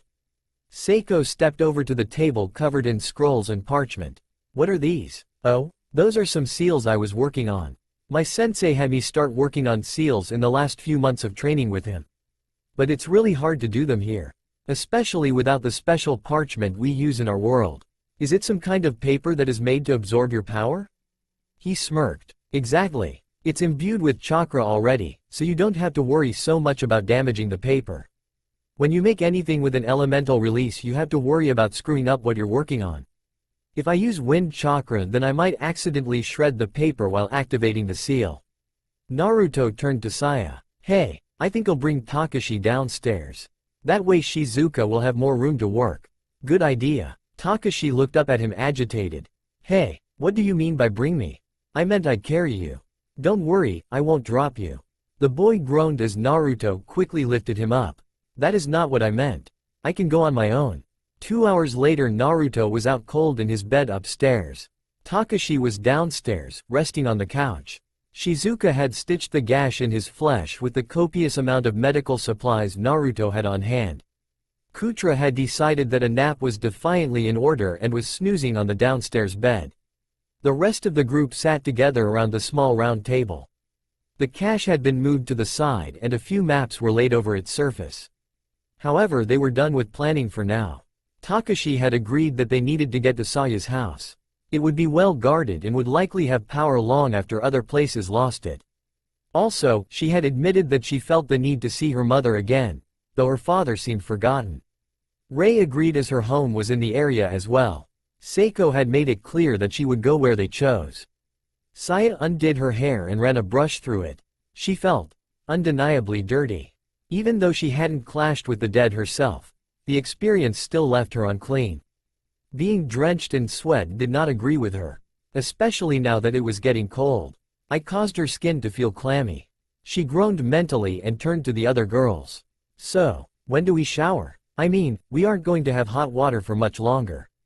We should all enjoy it while we can. Rei nodded. I second that. Besides, all I did was change clothes. Shizuka stood and darted into the large bathroom. I called dibs on tub. Hey, no fair. Rei charged after her. Saya muttered something about immaturity as Seiko stood. She walked to the elevator and passed their card over the scanner. The doors opened. Saya turned around asking, "Where are you going?" "Naruto's sleeping up there." Seiko shrugged. "Obviously there's a bathroom on the top floor too. No point in fighting over this one." With that she stepped into the elevator. Saya hurriedly stood next to her as the doors closed. Seiko glanced at her, raising an eyebrow.